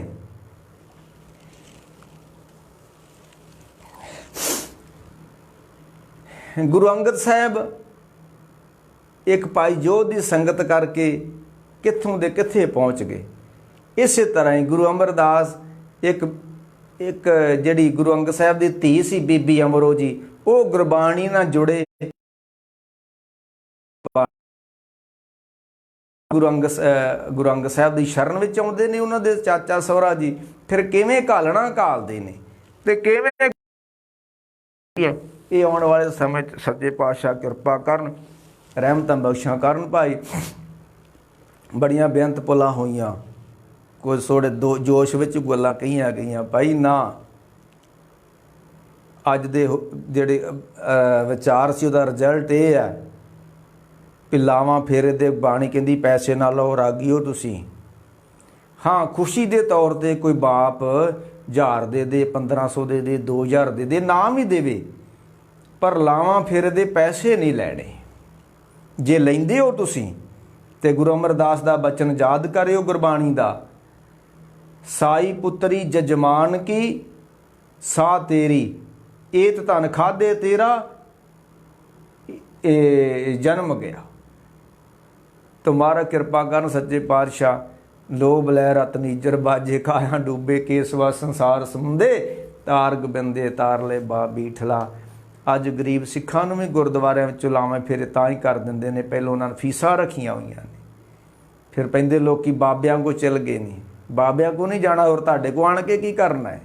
तुसीं ते गुरुद्वारे धी दी फेरे भी तां करदे हो, पहलों पैसे देने पैंदे आ, ते की लैणा गुरुद्वारिਆਂ 'चों सिखां ने आण के। गुरु रहमत करन सच्चे पातशाह गुरु अंगद सच्चे पातशाह महाराज, बख्शा करन आउण वाले समय 'च फिर आपां गुरु अमरदास सच्चे पातशाह ने किवें 12 साल गागर ढोई घालना घाली ते बख्शां कीतियां गुरु अंगद सच्चे पातशाह ने उन्हां ते, उस समय नूं आपां विचारांगे। साहिब कृपा दा दास खेमां दा जाजक है जी।